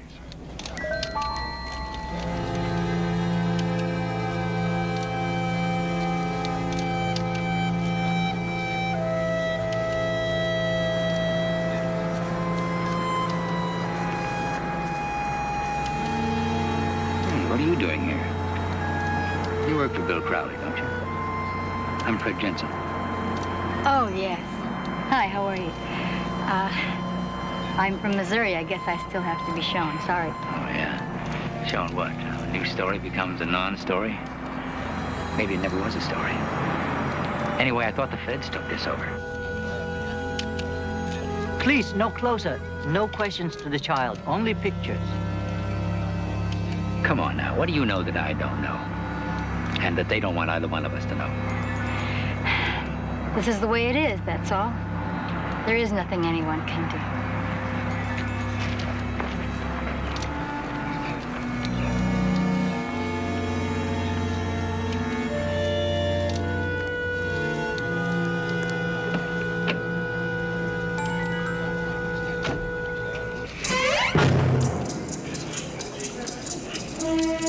Stop her!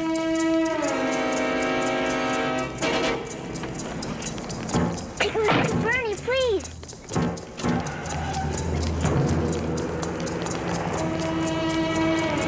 Follow her. Say that again, Pepper. You heard me, Bill. I just kidnapped her myself. Now repeat. Bernie Kim has a friend who owns a candy store on South 26th. South 26th? Yes, and hurry. Get there. Arrest me. I don't care what you do. But dear God, Bill, get there. Where's that candy store, Tiki? Down there about a block. Hello? Just be Mr. Wong. Yes, Mr. Wong.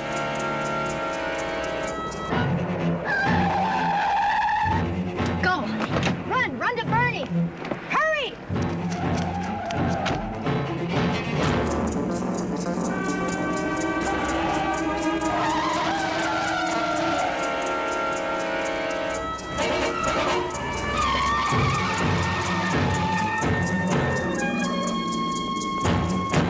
Where is the girl? I don't know what you're talking about. Where is she? I don't know.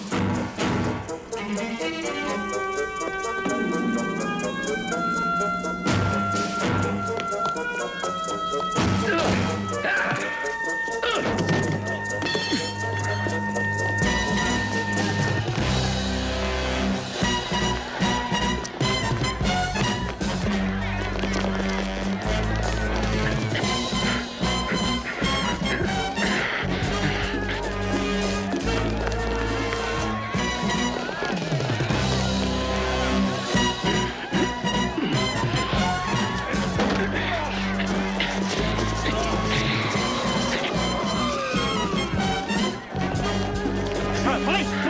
Break it up! Break it up! Enough! Drop it! Drop it, I said! Drop it! It's all over. It's all over. Come on, with your hands up. Let's go. Sergeant Crowley. Let's break it up. Mr. Warren. So, you want to just step out, please? That's right. Now turn nicely and put your little hands on top of the car there and spread your feet like a little eagle, okay? Get those guys wrapped up. Hey, in the car. Now. What are you laughing at? Lions?